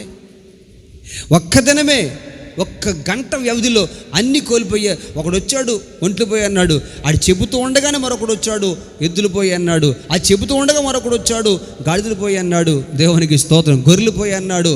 అలా చెబుతూ ఉండగా మరొకడు వచ్చి అంటాడు కదా, మీ బిడ్డలు చనిపోయారన్నాడు. ఏంటి వాడి అసలు ఉద్దేశం తెలుసా? ఆ ఉద్దేశం బయటపడింది. అదేంటో తెలుసా? ఇప్పుడు శరీరం కూడా బలహీనం అయిపోయిన తర్వాత ఇప్పుడు తన భార్య ఏమంటుంది, ఇంకా ఎందుకు యథార్థంతో విడిచిపెట్టకుండా ఉన్నావు అంటే వాడి టార్గెట్ ఏంటి? వాడి ఉద్దేశం ఏంటి? అప్పుడేమో ఆరిపేద్దాం అనుకున్నాడు, ఆర్పలేకపోయాడు. ఎలాగైతేనో దేవుని మహాకృపను బట్టి రక్షణ సంకల్పంలోకి వచ్చేసావు. దేవునికి స్తోత్రం. ఇప్పుడు రక్షించబడ్డ తర్వాత కూడా నేను విడిచిపెట్టాడు వాడు. అందుకే దేవుని ప్రజల పిల్లరా ఎప్పుడు సహవాసముతో కలిగి ఉండాలి. దేవునికి స్తోత్రం కలుగునుగాక. ఒక మంచి మాట చెప్పనా, మీరు ఏమనుకున్నా తప్పదు సత్యం చెప్పాలి. రక్షించబడ్డ ప్రతి వ్యక్తి కూడానండి దైవజనుతో సహవాసం ఉండాలి. 2 సంఘ సహవాసములు ఎప్పుడు ఎల్లప్పుడూ ఎడతేకుండా ఉండగలిగితేనే నీ ఆధ్యాత్మికమైన జీవితాన్ని కాపాడుకుంటూ ఉంటావు. ఒకవేళ బలహీనత వచ్చినా కానీ ఆశ్చర్యకరంగా విడుదల పొందుతావు. దేవునికి స్తోత్రం. హల్లెలూయా. వాడి పని కూడా అదే. ఇవాళ ప్రార్థన రాకుండా బలహీనపరుస్తాడు. ఎందుకని? ఇందా చెప్పాను కదా, ఈ రాత్రి వెళ్ళిపోవాలి అసలు. దేవునికి స్తోత్రం. హల్లెలూయా. ఇంకా నేను తిరిగి ఎక్కడి నుంచి వెళ్ళలేనేమో అన్నంత పరిస్థితి అయిపోయింది నాకు. ఇంకా ఊపిరి కూడా చాలా కష్టంగా వస్తూ ఉంది. చాలా ఇబ్బంది అయ్యింది. ఇంక నేను వెళ్ళిపోతాను అనుకున్న పరిస్థితి. అప్పుడు తర్వాత అనిపించింది, ఏదో ఈ రాత్రి ప్రభు అద్భుతం చేయబోతున్నాడు, ఇక్కడ లేకుండా చేయలే వాడి ఉద్దేశం అంతే. యేసురత్నమే జయం. హల్లెలూయా. వాడే సిగ్గుపడిన గాక, యేసునామములో జయం కలుగును గాక. అదే పరిస్థితి నీకు ఈ రాత్రి కలిగి ఉంటుంది. ప్రార్థన రాకుండా బలహీనపరచాలని వాడు ఎన్నో ప్రయత్నాలు చేస్తూ ఉంటాడు. దేవునికి స్తోత్రం. ఇప్పుడే కాదు, ప్రతిసారి కలిగేది అదే.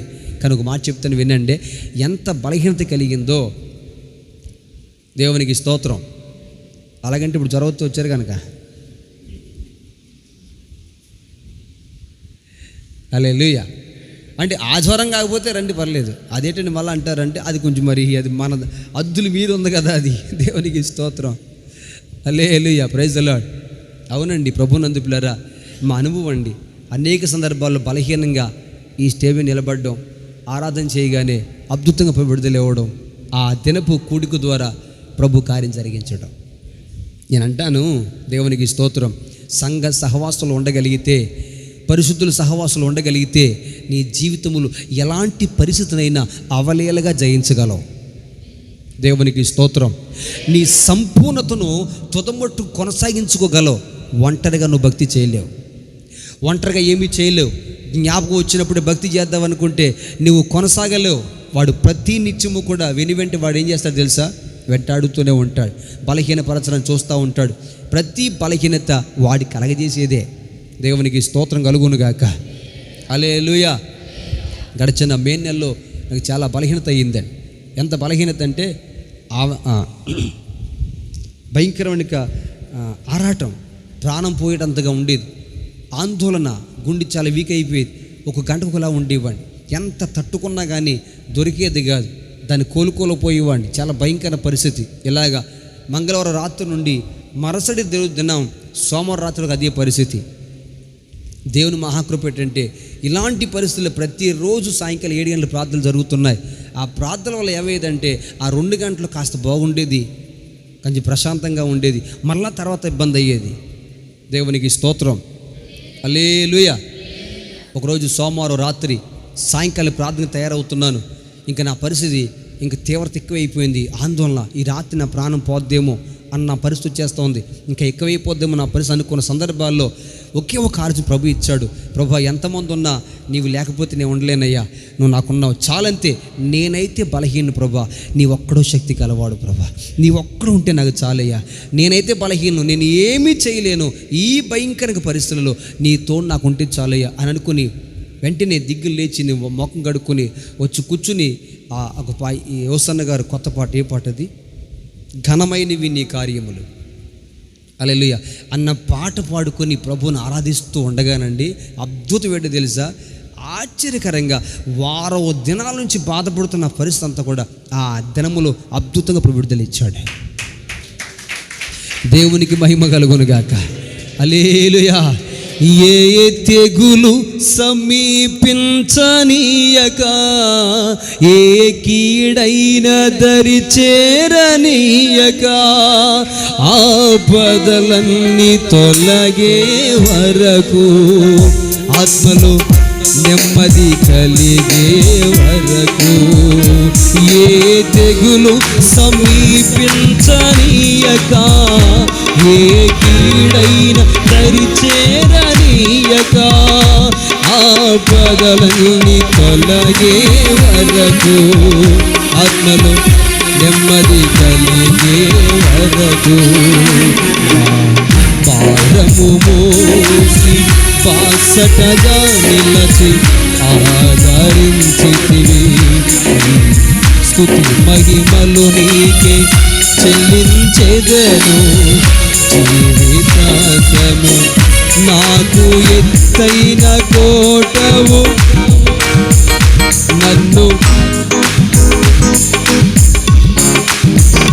నాకు ఎత్తైన నన్ను కాపాడు కేడము నీవే, ఆశ్రయమైన బంధము నీవే, శాశ్వత కృపకాధారము నీవే, నాకు ఎత్తైన పాడుదాం ఆమేన్, నన్ను కాపాడు ఆశ్రయమైన బంధము నీవే, శాశ్వత కృపకాధారము నీవే, నా ప్రతి క్షణమును నీవు దీవెనగా మార్చి నడిపించుతున్నావు, మహిమను నీకే చెల్లించెదను, జీవితాంతము ఘనమైనవి నీ కార్యములు నా ఎడల స్థిరమైనవి, పడదాం, ఘనమైనవి నీ కార్యములు నా ఎడల స్థిరమైనవి నీ ఆలోచనలు నా యేసయ్యా, కృపలను పొందుచు కృతజ్ఞత కలిగి స్తుతులర్పించెదను అన్ని వేళలా, అనుదినము నీ అనుగ్రహమే, ఆయుష్కాలము నీ వరమే, అనుదినము నీ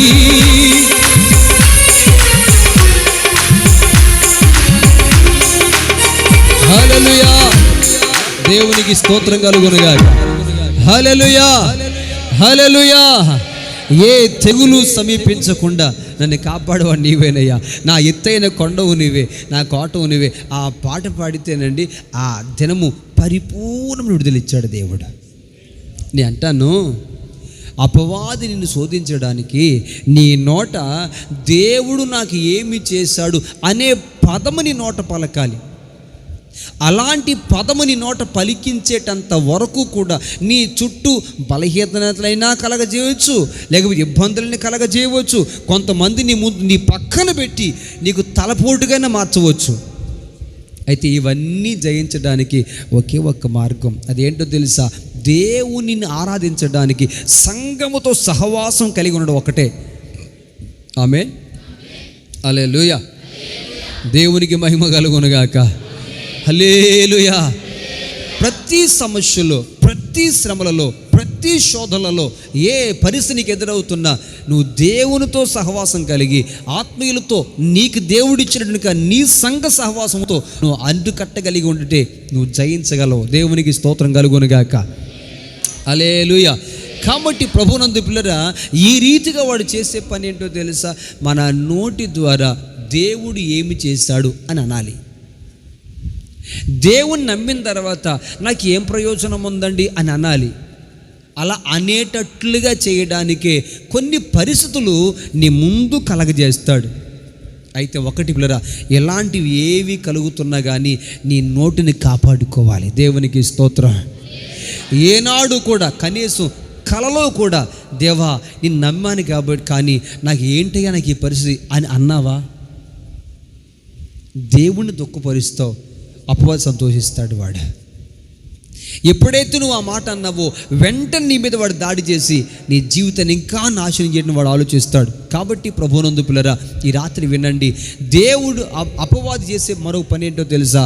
మన నోట దేవుణ్ణి దూషించాలి, మన నోట దేవుణ్ణి తిట్టాలి.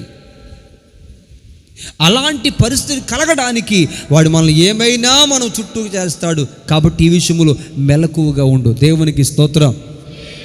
హల్లెలూయా. అద్భుతంగా దేవుడు నీ జీవితంలో ఎలాంటి పరిస్థితి ఎదురవుతున్నా కానీ ఆశ్చర్యకరంగా నీ దేవుడు గొప్పవాడు ఆయన, నీ దేవుడు శక్తి గలవాడు ఆయన. హల్లెలూయా. ఒకవేళ అదే పరిస్థితి ఈ రాత్రి ఉంటే ప్రభు నీకు చెప్పేది ఒకటే, హబక్కూకు వలె. దేవునికి స్తోత్రం. హబక్కూకు వలె మనం పలకవలసిన మాట ఏంటో తెలుసా? తీగిన మాట మనం చూద్దాం. హబక్కూకు వలె, హబక్కూ గ్రంథము 3వ అధ్యాయము 18వ వచనం. నేను యెహోవాయందు ఆనందించెదను, నేను యెహోవాయందు ఆనందించెదను, నా రక్షణకర్త అయిన నా దేవుని యందు నేను సంతోషించెదను. దేవునికి స్తోత్రం కలుగునుగాక. హల్లెలూయా. ఈ మాట ఎప్పుడు పలుకుతున్నాడు తెలుసా? ఈ మాట ఎప్పుడు పలుకుతున్నాడు తెలుసా? ఆ మొదటి అధ్యాయంలో అంటాడు ఏంటంటే, దేవా ఏంటి నరులను ఎలా చేసావు నువ్వు అని అంటాడు. ఎలా చేసావు? పాకు పురుగులతో సమానంగా చేసావా? ఆ విరోధి వాడు ఏం చేస్తున్నాడు? మనుషులందరూ పట్టుకుంటున్నాడు కదా, వాడు వల వేసి ఉరులు ఒగ్గి వాళ్ళందరినీ కూడా వాడు వసుము చేసుకుని వాడు వలలకి పండగ చేసుకుంటున్నాడు, వాడు ఆనందిస్తున్నాడు. మమ్మల్ని ఏమో వాడికి అంకిపోయినట్లుగా చేసావు, ఏంటి దేవా అని.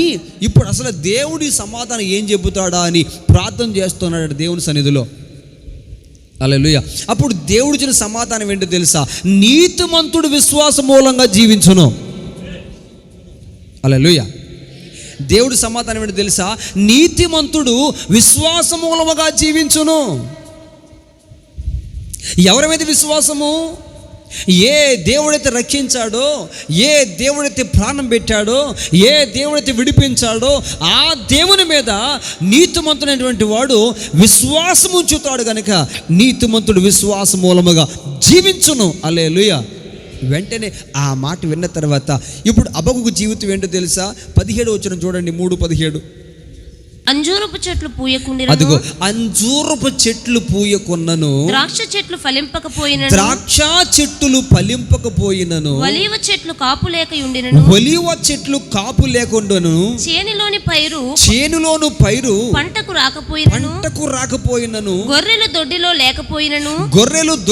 లేకపోయినను, సాలలో పశువులు లేకపోయినను, నేను యెహోవాయందు ఆనందించెదను. దేవునికి మహిమ కలుగునుగాక. ఎప్పుడట? ఎప్పుడు ఆనందిస్తాడు?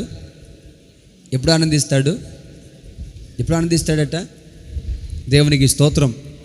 ఎప్పుడు పైనే ఉంది అక్కడ, అంజూరపు చెట్లు పూయకుండినను, ద్రాక్ష చెట్లు ఫలింపకపోయినను, ఒలీవ చెట్లు కాపు లేకపోయినను, చేనులోని పైరు పంటకు రాకపోయినను, గొర్రెలు దొడ్డిలో లేకపోయినను, సాలలో పశువులు లేకపోయినను, నేను యెహోవాయందు ఆనందించెదను. నీతిమంతుడు యెహోవాను బట్టు ఆనందించును. దేవునికి స్తోత్రం కలుగునుగాక. హల్లెలూయా. మన పని ఏంటయ్యా అంటే వాడు ఏ విధము చేతనైనా నిన్ను దేవునికి దూరం చేయాలని, నీ నోట దేవునిని దూషించేటటువంటి మాటలు రావాలని పలు ప్రయత్నాలు వాడు చేస్తూ ఉండగా, ఎలాంటి పరిస్థితులు నీ ముందు చుట్టుపెట్టినప్పటికీ సరే, దేవునికి స్తోత్రం, నీవు నేను పలకవలసిన మాట ఏమిటో తెలుసా? నీతిమంతుడు విశ్వాసం మూలంగా జీవించనంతే. ఇప్పుడు హబక్కూకు అంటాడు కదా, నా జీవితంలో చేలో పైరు పంటకు రాకపోయినా, సాలలో పశువులు లేకపోయినా, హల్లెలూయా, దొడ్డులో గొర్రెలు లేకపోయినా, నేను నా దేవుని యందు ఏం చేస్తాను హల్లెలూయా.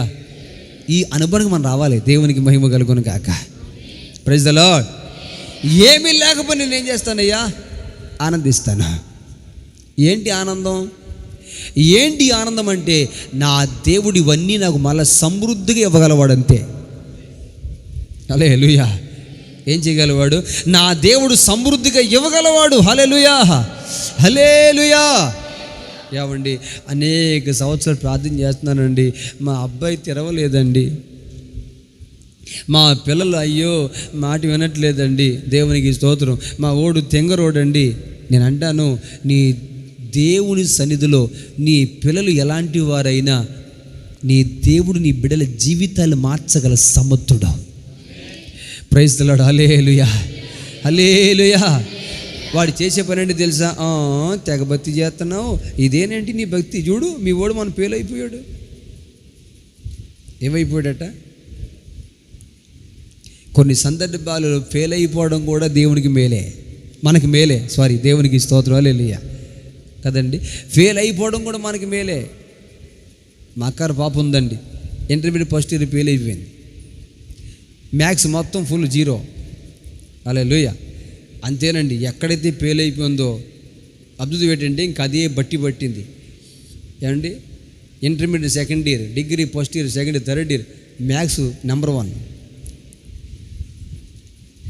ఎలా చెప్పిన అడుగుతుంది, ఏం చెప్పిన అడుగుతుంది, ఏం చెప్పినా సమాధానం చెబుతుంది, ఏ క్వశ్చన్ వేసిన సమాధానం చెబుతుంది.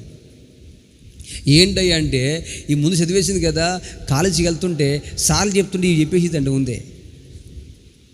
మరి ఫస్ట్ ఇయర్ ఏమైంది అంటే, అపవాదం చేసే పని ఏంటి తెలుసా? ఇలాంటివి కూడా కలగజేసి, ఎంత ప్రార్థన చేస్తున్నావు కదా, ఎంత భక్తి చేస్తున్నావు కదా, మరి నీ పిల్లలు ఎందుకు ఓడిపోయారు? ఎలాంటి పరిస్థితులు ఎదురవుతున్న ప్రభునందు ప్రియులారా, ఒక్కటి మాత్రం నిజమండి, మన దేవుడు మన బిడ్డల విషయంలో కూడా కార్యం చేయగలవాడా? హల్లెలూయా, ప్రైజ్ ది లార్డ్. ఎంతకాలం అయింది కదా, ఎందుకు ఇంకా సంబంధాలు రావట్లేదు? ఓరు సాతానికి, ఏ సునాములు సిగ్గుపడదు గాక. తగిన కాలం ఉంది. దేవుడు ఆశ్చర్యకరంగా దేవుడు చేయబోతున్నాడు. Praise the lord. హల్లెలూయా. దేవుడు తన ప్రజలను ఎన్నడూ సిగ్గుపరిచేవాడు కాదు. హల్లెలూయా. మా సహోదరి విషయాలు అదే అన్నారట, ఓడగొట్టిన మంచం కోళ్ళే పెట్టారు ముఖం మీద. అంటే అర్థం ఏంటి? ఏమిలో ఓడగొట్టి మీరు బతికి అయితే చేశారు, మరి ఆ పిల్లలు కూడా బతికి చేయించాలి అంత బతి. మరి ఇది కాకపోతేని, ఇది దూరం కాకపోతే ఓడగొట్టిన మంచం కూడా ఎవడు పెళ్లి చేసుకుంటాడో? దేవునికి స్తోత్రం. హల్లెలూయా. నాన్నగారు ప్రార్థన ఒకటే, ప్రభు నన్ను రక్షించినటువంటి దేవుడు, నా బిడ్డలు ఇచ్చావు, వాళ్ళ పెళ్ళిళ్ళు నువ్వే చేసుకెళ్తావు. దేవునికి స్తోత్రం. హల్లెలూయా. ఒకటి ప్రార్థన, కన్నీటి కాల్చి ప్రార్థన చేసేవారండి. ప్రభా, నా కుమారుడు సమూయేలు వలె ఉండాలి, దానియేలు వలె ఉండాలి, ప్రభా నా బిడ్డ ఎస్తేరు వలె ఉండాలి. ఇదే ప్రార్థన అండి, ఆ కన్నీటి ప్రార్థన. దేవుడు మమ్మల్ని ఇద్దరిని విడిచిపెట్టలేదు. దేవునికి స్తోత్రం. పలు సంబంధానికి వెళ్ళలేదండి. హల్లెలూయా. ఆశ్చర్యం ఏంటంటే, సంబంధం ఉందని వేరే చోటకి వెళ్దామనంట, ఇటేపు సరదాగా చూద్దామని వచ్చి నిశ్చితార్థం చేసి వెళ్ళిపోయారు అక్కడికి. దేవునికి స్తోత్రం. ఏమండి, మన దేవుడు మన బిడ్డలు ఎలా వదులుతాడండి? ఆయన, నీవు ఆయన బిడ్డవైనప్పుడు నేను ఎందుకని విడిచిపెడతాడు ఆయన? ఒకవేళ పరిస్థితి కాస్త తేడా కనబడుతున్నా అది తేడా ఏమి కాదు. హల్లెలూయా. దేవునికి స్తోత్రం కలుగునుగాక. ఆలస్యమైన ఆశ్చర్యకరంగా దేవుడు కార్యాలు జరిగించే దేవుడై ఉన్నాడు ఆయన. హల్లెలూయా, హల్లెలూయా. అయితే వాడు చేసే పని ఏంటో తెలుసా? దేవుడు ఏమి చేశాడో, ఎంత భక్తి చేసినా, ఎంత సమర్పణగా ఉన్నా, ఇలాగ జీవిస్తున్నా, దేవుడు ఏమి చేశాడు అని నీ నోట పలకాలి. అలా పలికేటట్లుగా వాడు చేస్తాడు. కాబట్టి ఒకటి, ఆ ఏ పరిస్థితులకు నీ నోటంటే ఏం చేయవద్దు, ఆ మాటను రానివ్వద్దు. దేవునికి స్తోత్రం. అబక్కుకు ఏమంటున్నాడు, సాలలో పశువులు లేకపోయినా ఏమీ లేకపోయినా నేను ఎవరిని బట్టి ఆనందిస్తున్నాను, నేను యెహోవాను బట్టి ఆనందించుచున్నాను. నా రక్షణకర్త అయిన నా దేవుని బట్టి నేను సంతోషించుచున్నాను. ఇప్పుడు ఆయన ఏం చేస్తాడు తెలుసా, నా కాళ్ళను లేడి కాళ్ళ వలె చేసి ఎత్తైన ప్రదేశాన్ని నన్ను ఎక్కించబోతున్నాడు. దేవునికి మహిమ కలుగునుగాక. హల్లెలూయా. ఏమండి, నీ నోట దేవుని కనపరచును మొదలు పెడితే నీ ముందు అపవాది ఎలాంటి పరిస్థితులు కలగజేస్తున్నా ఆ తర్వాత రెట్టింపు కార్యాలు నీ జీవితంలో దేవుడు చేయడానికి సమర్థుడు. ఎవరు ఓడిపోయారు? యోబు ఓడిపోయాడా, అపవాది ఓడిపోయాడా? యేసు నామములో నీ విషయంలో నా విషయంలో మన అందరి విషయంలో అదే జరుగునుగాక. వాడు ఓడిపోవునుగాక. మనము సజీవుడైన దేవుని బిడ్డలం, జయించిన వాని సంతతి వారు అండి మనము. దేవునికి స్తోత్రం కలుగునుగాక. మన తండ్రి ఎవరో తెలుసా? జయించిన వాడు. మనము జయించినటువంటి వాని సంతతి వారం కనుక ఏనాడు నువ్వు ఓడిపోయినట్లుగా పరిస్థితులు ముందు కనపడతాయి, కానీ నీవు ఓడిపోవు. యేసు నామములో మనకి జయము కలుగునుగాక. జయమిచ్చు దేవుని బట్టి మహిమ కలుగునుగాక. నన్ను బలపరచు అని అందే నేను ఆనందించుచున్నాను. హల్లెలూయా. నా రక్షణకర్తకు దేవుని బట్టి సంతోషిస్తున్నాను నేను. ఇది మన నోట ఎప్పుడు పలికి వారము యుద్ధముగాక. అలాంటి వాక్కు మన నోట దేవుడు పెట్టునుగాక. హల్లెలూయా, హల్లెలూయా. ప్రభునందు పిల్లరా, ఈ విధంగా అపవాది చేసే పని ఏంటో తెలుసా? మనము దేవుణ్ణి ఏం చేయాలంట? దూషించాలి, అప్పుడు వాడు సంతోషిస్తాడు. ఆ విధంగా మనం దేవునికి దూరం చేయాలి. ఒకటి, ఏది మనలో పెట్టాలని చూస్తున్నాడు వాడు? అసహ్యమైనటువంటిది మనలోనికి రప్పించి అవి మనం చేసి దేవునికి అసహ్యమైన పనులు మనం చేసి అలా చేసిన తర్వాత దేవుడే మనలోంచి మనల్ని చూసి అసహించుకొని మనలను విడిచిపోయేటట్లుగా మన పరిస్థితులు మార్చడానికి వాడు చూస్తాడు.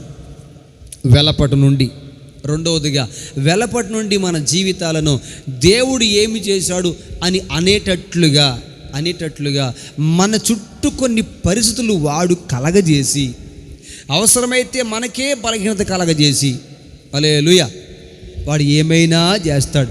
కానీ ఎలాంటి పరిస్థితి ఎదురవుతున్నా కానీ మనం పలకవలసింది ఏంటి? నేను యెహోవా యందే ఆనందించుచున్నాను, నా రక్షణకర్త నా దేవుని యందే సంతోషించుచున్నాను. దేవునికి స్తోత్రం. హల్లెలూయా, హల్లెలూయా. ఎవరిని బట్టి ఆనందించాలి? ఎవరిని బట్టి సంతోషించాలి? దేవుండి. ఈ విధంగా భౌతికంగా మాత్రమే కాదండోయ్, భౌతికంగా మాత్రమే కాదు. వాడు టార్గెట్ తెలుసా? జాగ్రత్తగా వినండి. ఆరిపోవాలి చూశాడా? కానీ రక్షణ పొందకుండా మనం ఏం చేయలేదు, ఆరిపోకుండా దేవుడు మనల్ని కాపాడాడు. ఆరిపోతున్న దీపాన్ని వెలిగించాడు. వెలిగించిన మన జీవితాలు మళ్ళీ ఏం చేయాలని ఆశిస్తున్నాడు? దేవునికి దూరం చేయాలని వాడు ఆశిస్తున్నాడు. దేవునికి స్తోత్రం. కానీ ఆ విధంగా కూడా దేవుడు మనలను దూరము చేయలేడు. దేవుడు మనకు దూరం అవ్వలేడు. ఎప్పుడయ్యా అంటే మనం మెలుకుని ఉన్నటువంటి వారిగా ఉండాలి. దేవునికి స్తోత్రం. ఇంకో మాట, వాడు చేసే ఆఖరి పని ఏంటో తెలుసా? ప్రకటన గ్రంథము 21వ అధ్యాయము 27వ వచనం చూడండి. వాడు ఆరిపోవాలని చూస్తాడు, తర్వాత రక్షించబడ్డ మన ఆధ్యాత్మిక మన జీవితాల్లో పడిపోవాలని చూస్తాడు. అంతేకాదు, ఇంకా చూడండి వాడు చేసే పని. గొర్రెపిల్ల యొక్క జీవ గ్రంథమందు రాయబడిన వారే దానిలో ప్రవేశింతురు గాని నిషిద్ధమైనదేదైనను అసహ్యమైన దానిని అబద్ధమైన దానిని జరిగించువాడైనను దానిలోనికి ప్రవేశింపడు. అంటే వీటి టార్గెట్ తెలుసా? మొత్తం టోటల్గా దేవునికి రాజ్యములోనికే మనం ప్రవేశింపకుండా చేయాలని అసహ్యమైనటువంటివి, ఏమండి, హేయమైనటువంటివి మన చేత జరిగించాలని, మన ఆలోచనలో మన తలంపులలో మనలో పుట్టించాలని వాడు ఎల్లప్పుడూ ఆలోచిస్తూ ఉంటాడు. కనుక మెలకువ కలిగినటువంటి వారమై హేయమైనటువంటిది, దేవునికి ఏది హేయమైనదో, దేవునికి ఏది నచ్చనటువంటిదో అటువంటివన్నీ కూడా మనలోనికి చొరబడకుండా ఉండినట్లు, మనలోనికి రాకుండా ఉన్నట్లు మనం ఏం చేయాలి తెలుసా? మెలకువ కలిగి కాపాడుకుందాం కాక. దేవునికి స్తోత్రం. హల్లెలూయా, హల్లెలూయా, హల్లెలూయా, హల్లెలూయా. ఒకవేళ ప్రభు చెప్తున్న మాట అలాంటి దుష్టత్వాన్ని ఒకవేళ చోటు ఇచ్చి ఉంటే ఈ రాత్రి ప్రభు చెప్తున్నారు. ఇందాక దైవజనుల మాట, అదే మాట మనం చదివాం. ఒకసారి ఆ మాట చదువుదాం, చూడండి. ఏ మాట అది? 4వ అధ్యాయము 1వ వచనం. ఇదే యెహోవా వాక్కు, ఇశ్రాయేలు, నీవు తిరిగి రానుద్దేశించిన ఎడల నా యొద్దకే రావలను. నీవు ఇటు అటు తిరిగి మాని నీ హేయ క్రియలను విడిచిపెట్టి, దేవునికి స్తోత్రం, విడిచిపెట్టి నీ హేయ క్రియలను విడిచి నా సన్నిధి నుండి నీ హేయ క్రియలను తొలగించి చదవమోసారి. ఇదే యెహోవా వాక్కు, ఇశ్రాయేలు, నీవు తిరిగి రానుద్దేశించిన ఎడల నా యొద్దకే రావలను. నీవు ఇటు అటు తిరుగుట మాని నీ హేయ క్రియలను నా సన్నిధి నుండి తొలగించి. దేవునికి స్తోత్రం కలుగునుగాక. ఒకవేళ ఆ పని దేవునికి హేయమైంది నీలో ఒకవేళ చొరబడి వచ్చిందేమో, ఈ రాత్రి ప్రభు మంచి అవకాశం ఇస్తున్నాడే. ఏంటో తెలుసా? నువ్వు ఇటువంటి తిరగవద్దు. ఏంటి? హేయమైంది నీలోనికి వచ్చింది కనుక, దేవునిని విడిచిపెట్టాడు కనుక నీ జీవితము అక్కడికి పోతే బాగుపడతాను, ఎక్కడికి పోతే బాగుపడతాను, ఆ ప్రదేశాన్ని పోతే బాగుపడతాను అని ఇటు అటు తిరగక తిన్నగా ఎక్కడికి రా? దేవుని సన్నిధికి వచ్చి, దేవునికి స్తోత్రం, ఆయన సన్నిధిలో ఏ హేయమైందైతే నీలోకి ఉందో దాన్ని సంపూర్ణంగా ఇప్పుడే ప్రభువా నేను విడిచిపెడుతున్నాను, నేను విడిచిపెట్టుకోగలిగితే మరలా ఆయన కనికరము నీ మీదకి మెండుగా దిగివచ్చునుగాక. దేవునికి స్తోత్రం కలుగునుగాక. హల్లెలూయా. ఓ ఇశ్రాయేలు, ఇటు అటు తిరగవద్దు. లైవ్లో ఉన్న మీకు కూడా ప్రభు చెప్పే మాట ఒకటే. ఒకవేళ నీవు దేవునికి దూరం అయిపోవటం వలన నీ జీవితము ఎదురవుతున్న పరిస్థితులను బట్టి ఎక్కడికో తిరుగుతూ ఏ విధంగా చేత నేను బాగుపడాలనుకుంటున్నావేమో, ఎక్కడికి తిని నీకు విడుదల రాదు. ఒకటే ఒక మార్గం ఏంటి తెలుసా? నువ్వు మరలా హేయమైనటువంటిది, దేవునికి అసహ్యమైనటువంటిది ఏదైతే ఉన్నదో దాన్ని విడిచిపెట్టి దేవుని సన్నిధి వైపు తిరిగి, ప్రభా నేను మరలా నా జీవితాన్ని మార్చుకుంటున్నానయ్యా, నా బ్రతుకు మార్చుకుంటున్నానయ్యా, నాలో ఉన్న హేయమైంది నాలో ఉంది నాయన, కాబట్టి దాన్ని తొలగించుకుంటున్నాను ప్రభా అని ప్రభువు పాదాలు పట్టుకోగలిగితే దేవునికి స్తోత్రం. నిన్ను క్షమించు దేవుడు, నీపై కృప చూపు దేవుడు మరొక్కసారి నీకు అవకాశం ఇస్తాడు. దేవునికి స్తోత్రం కలుగునుగాక. హల్లెలూయా, హల్లెలూయా. ఆఖరిగా ఈ విషయాలన్నింటిలో కూడా తొట్రలిపోకుండా ఎప్పటికప్పుడే మన గ్రహింపు కలగాలి అంటే, అటువంటిది దేవునికి విరోధమైనటువంటిది, దేవునికి అసహ్యమైనటువంటిది మనలోనికి రాకుండా ఉండాలంటే ఒక్కటి ఉంది. అదేంటో తెలుసా?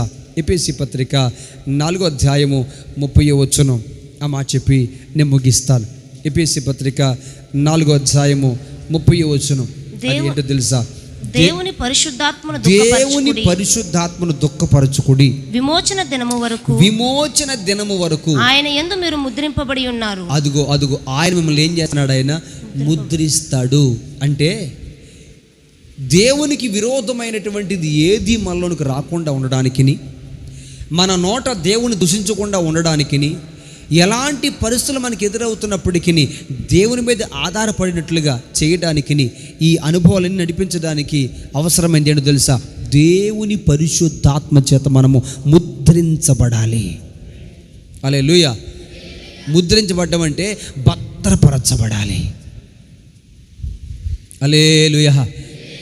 ఏం చేయబడాలి?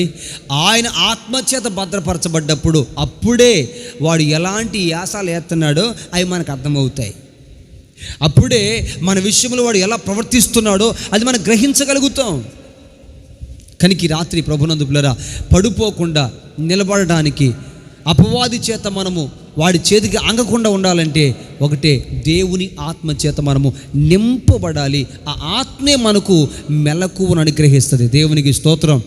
కనుక ఈ కూడికల్లో పిల్లరా మనం మెలకు కలిగి ఉండినట్లు మన విరోధి అయిన అపవాది మనల్ని మింగాలని వాడు చూస్తూ ఉండగా వాడికి అంగకుండా ఉండినట్లు, దేవుని మనకు దూరం కాకుండా చేసుకున్నట్లుగా, మన జీవితాన్ని కాపాడుకున్నట్లుగా దేవుని ఆత్మ చేత మిమ్మల్ని అందరినీ ప్రభు నింపునుగాక, ముద్రించునుగాక. అందరూ మోకరించి ప్రార్థన చేసుకుందాం. నా కొరకు, మా పరిచయ కొరకు మీ ప్రార్థనలు జ్ఞాపకం చేసుకోండి. అందరూ మోకరించి ప్రార్థన చేసుకుందాం. హల్లెలూయా. ప్రభా, ఆ ఆత్మతో నన్ను నింపు నాయన. దేవా, నీ ఆత్మతో నన్ను ముద్రించండి ప్రభా. Praise the lord. అయ్యా, నీవు నన్ను విడిచి నీవు పోకుండునట్లు, నేను అపవాది చేతికి అంకకుండునట్లు ప్రభువా నన్ను నీ ఆత్మతో నింపండి నాయన. నింపండి ప్రభా, నన్ను అభిషేకముతో నింపండి నాయన. నన్ను నీ బలమైన అభిషేకముతో నింపండి అయ్యా. నీ ఆత్మతో ముద్రించండి నాయన. ఆత్మ ద్వారా మాత్రమే ప్రభా నేను మెలుకు కలిగి ఉండగలను ప్రభు.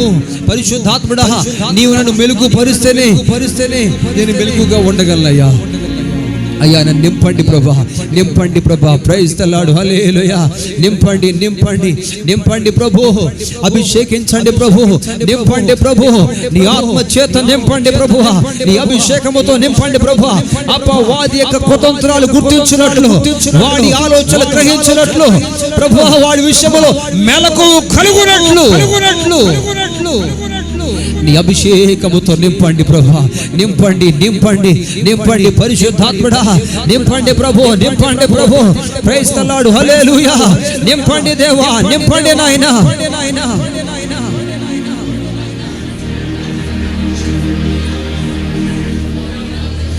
ఆది సంగములో నీ శిశులపై ఆత్మవర్షమును కుమ్మరించితివి. నీ కార్యములు గంభీరముగా జరిగించుటకు మము దర్శించుము. ఆది సంగములో నీ శిశులపై ఆత్మశక్తితో కుమ్మరించితివి.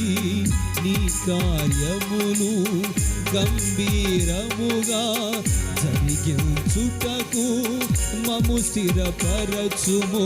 ఆత్మతో వెలిగించుమా,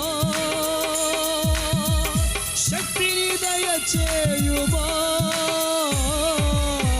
ఆత్మతో వెలిగించుమా, శక్తిని దయచేయుమా. పరిశుద్ధాత్మ దేవుడ, నీ ఆత్మతో నింపుమా. పరిశుద్ధాత్మ దేవుడ, నీ శక్తితో నింపుమా. పరిశుద్ధాత్మ దేవుడ, నా పెదవులు కాల్చుమా. పరిశుద్ధాత్మ దేవుడ, పరిశుద్ధత నింపుమా. పరిశుద్ధాత్మ దేవుడ, నీ ఆత్మతో నింపుమా. పరిశుద్ధాత్మ దేవుడ, నీ అగ్నిని పంపుమా. పరిశుద్ధాత్మ దేవుడా, పరిశుద్ధాత్మ దేవుడ, పరిశుద్ధత నింపుమా. ఆత్మస్వరూపుడా నా యేసువా, నీ ఆత్మతో నన్ను నింపుమా. నీ ఆత్మశక్తిని నాకోసగుమా. పరిశుద్ధాత్మ దేవుడ, నీ ఆత్మతో నింపుమా. పరిశుద్ధాత్మ దేవుడ, నీ అగ్నిని పంపుమా. పరిశుద్ధాత్మ దేవుడ, నా పెదవులు కాల్చుమా. పరిశుద్ధాత్మ దేవుడ, నా పెదవులు కాల్చుమా. పరిశుద్ధాత్మ దేవుడ, పరిశుద్ధత నింపుమా. పరిశుద్ధాత్మ దేవుడ, నా పెదవులు కాల్చుమా. పరిశుద్ధాత్మ దేవుడ, నా పెదవులు కాల్చుమా. పరిశుద్ధాత్మ దేవుడ, పరిశుద్ధత నింపుమా. ఆత్మస్వరూపుడా నా యేసువా, నీ ఆత్మతో నన్ను నింపుమా. నీ ఆత్మశక్తిని నాకోసగుమా. ఆత్మస్వరూపుడా నా యేసువా, నీ ఆత్మతో నన్ను నింపుమా. నీ ఆత్మశక్తిని నాకోసగుమా. పరిశుద్ధాత్మ దేవుడా, నీ ఆత్మతో నింపుమా. పరిశుద్ధాత్మ దేవుడా, నీ అగ్నిని పంపుమా. పరిశుద్ధాత్మ దేవుడా, పరిశుద్ధాత్మ దేవుడా నా పెదవులు కాల్చుమా, పరిశుద్ధాత్మ దేవుడా నా పెదవులు కాల్చుమా, పరిశుద్ధాత్మ దేవుడా పరిశుద్ధత నింపుమా, పరిశుద్ధాత్మ దేవుడా పరిశుద్ధత నింపుమా, ఆత్మస్వరూపుడా నా యేసువా నీ ఆత్మతో నన్ను నింపుమా, నీ ఆత్మశక్తిని నా కోసగుమా, నీ ఆత్మశక్తిని నా కోసగుమా, ఆత్మస్వరూపుడా నా యేసువా నీ ఆత్మతో నన్ను నింపుమా, నీ ఆత్మశక్తిని నా కోసగుమా, పరిశుద్ధాత్మ దేవుడా నీ ఆత్మతో నింపుమా, పరిశుద్ధాత్మ దేవుడా నీ అగ్నిని పంపుమా, పరిశుద్ధాత్మ దేవుడా, పరిశుద్ధాత్మ దేవుడా, పరిశుద్ధాత్మ దేవుడా నా పెదవులు కాల్చుమా, నా పెదవులు కాల్చుమా, నా పెదవులు కాల్చుమా, పరిశుద్ధత నీయుమా, పరిశుద్ధత నీయుమా.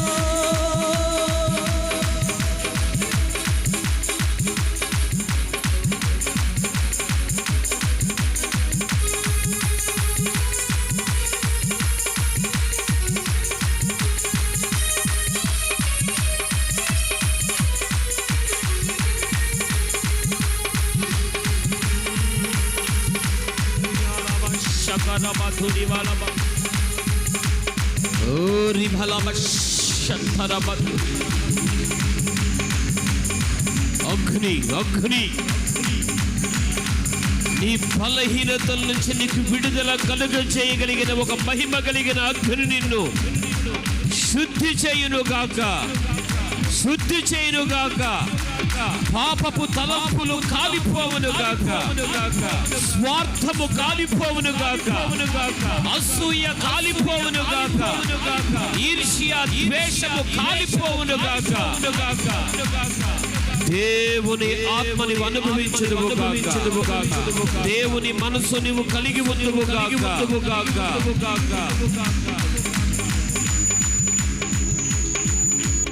ఆత్మతో మము నింపుమా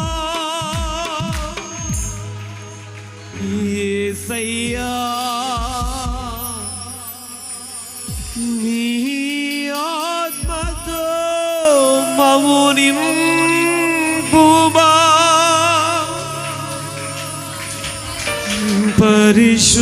పరిశుద్ధాత్మతో మము నింపుమా,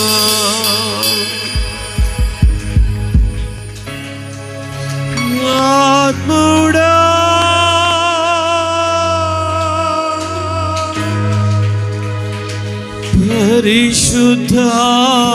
పరిశుద్ధాత్ముడా,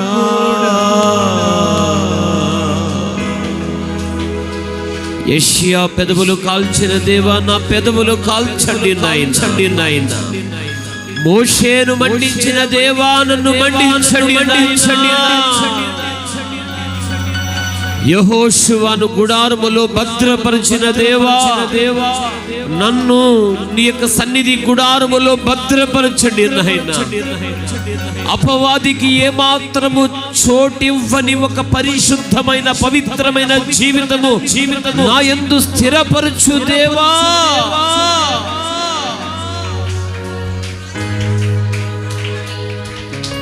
యేసయ్యా, మేము బ్రతుకు దినములన్నీ కృపా క్షేమము మా వెంట వచ్చునుగాక. యేసయ్యా, మీ మనస్సు మేము కలిగి ఉండి మిమ్మల్ని వెంబడించుదుముగాక. నా యందు విశ్వాసం ఉంచిన వాడు చనిపోయినను అతడు బ్రతికే ఉంటాడని మీ మాటగా నీ యొక్క వాక్య భాగంలో మేము చదువుతున్నాం కదా నాయన. పరిశుద్ధ గ్రంథమందు మా యొక్క ఆత్మీయ పితరులు ఎందరో వారు చనిపోయినా వారి విశ్వాసం ఈరోజు ఇంకా మాట్లాడితేనే ఉంది నాయన. కొన్ని వేల తరాలు అయ్యా, లక్షల తరాలు అయ్యా నీ పిల్లల యొక్క విశ్వాసం మాట్లాడుతూనే ఉంటుంది నాయన. నీ భక్తుల యొక్క సాక్ష్యం, వాళ్ళ యొక్క విశ్వాసం అయ్యా, వారు కలిగి ఉన్న పవిత్రత, వారు కలిగి ఉన్న పరిశుద్ధత, వారు కలిగి ఉన్న త్యాగపూరితమైన జీవితం అయ్యా ఎన్నటికీ సజీవమైనదే ప్రభువా. రక్త మాంసములు కలిగిన వారమై మేము ఎన్నటెన్నటికీ మేము బ్రతికి ఉండకపోవచ్చేమో కానీ అయ్యా, ఒక శ్రేష్టమైనటువంటి విత్తనం భూమిలో అది పాతపడితే కొన్ని తరాలునైనా ఆ ఫలాన్ని అనుభవించడం మేము చూస్తున్నాం అయ్యా. మా యొక్క ఆత్మీయ జీవిత యాత్రలో కూడా మమ్మల్ని ఒక శ్రేష్టమైన విత్తుగా మీరు చేయుదురుగాక. అనేకమైన తరాలకు మేము ఒక మాదిరికరమైన జీవితాన్ని మేము కలిగి ఉందుముగాక. అనేకమైన తరాలు మా భక్తిలో ఉన్న శ్రేష్టతను వారి జీవితానికి మాదిరిగా తీసుకుందురుగాక. ఆ దిశగా మమ్మల్ని బ్రతకనివ్వండి నాయనా. అయ్యా, అపవాది మా మీద ఏలుబడి చేయలేడు, కానీ ఏలుబడి చేయాలని వాడు వెతుకుతూ తిరుగుతాడని నీ యొక్క వాక్యం ముందు మేము చదువుతున్నాం. అందుకే నీ భక్తులు అంటారు, అపవాదికి నీవు ఏమాత్రము కూడా చోటివ్వద్దని. సులువుగా చిక్కులు పెట్టు పాపము ద్వారా అయ్యా అపవాదికి మా జీవితంలో ఏమాత్రము కూడా చోటివ్వకుండా అయ్యా, మా జీవితంలో మేము ఏ స్థితిలో ఉన్నా మిమ్మల్ని స్తుతించదగిన భాగ్యం మా అందరిలో మరింత స్థిరపరచుదురుగాక. నీ సేవకుని ద్వారా మేము విన్నాం నాయనా. మేము మిమ్మల్ని దూషించాలి, మేము మిమ్మల్ని నిందించాలి. దేవుడిని ఇన్ని సంవత్సరాలుగా నేను బ్రతుకుతున్నాను, దేవుడు నాకు ఏం చేశాడు అని మేము నిందించాలని వాడు చూస్తాడు. ఆ దిశగా మా జీవితంలో కొన్ని పరిస్థితులను అయ్యా కల్పిస్తాడు. అయితే మేము జ్ఞానము కలిగినటువంటి వారమే నిన్ను వెంబడించే అయ్యా ఒక ఉన్నతమైన ఉపదేశపు క్రమం మమ్మల్ని ప్రతిక్షణం బలపరుచునుగాక. ఈ యొక్క షకీనా ఉపవాస ప్రార్థన కూడికలలో ఈ మొదటి దినం ఉదయకాలం, ఈ సాయంకాల సమయం నీ సేవకులను మా మధ్యకి నడిపించి మీరు బలపరిచి మీరు వాడుకున్నారు నాయన. మీకే మహిమ కలుగునుగాక.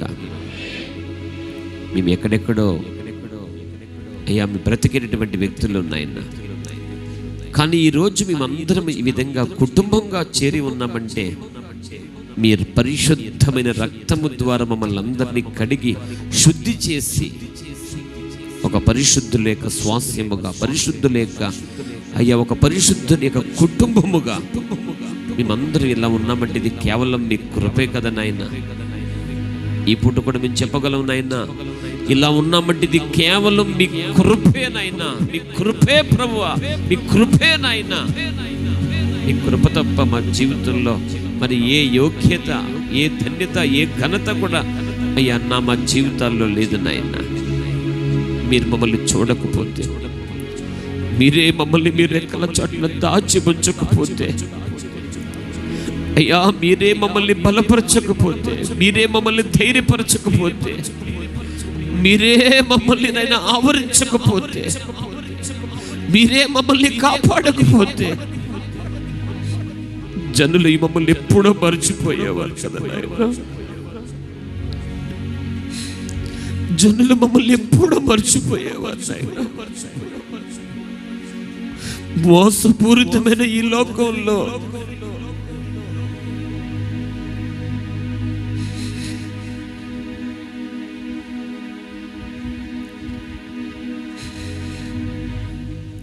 అయ్యా మేము ఇంకా కూడా నాయనా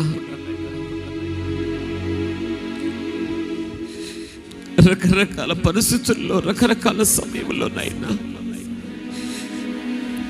అపవాది యొక్క ప్రేరణలో చిక్కుకుపోతున్నామేమో. అయ్యా నా యందు దయ ఉంచండి, మా యందు దయ ఉంచండి నాయనా.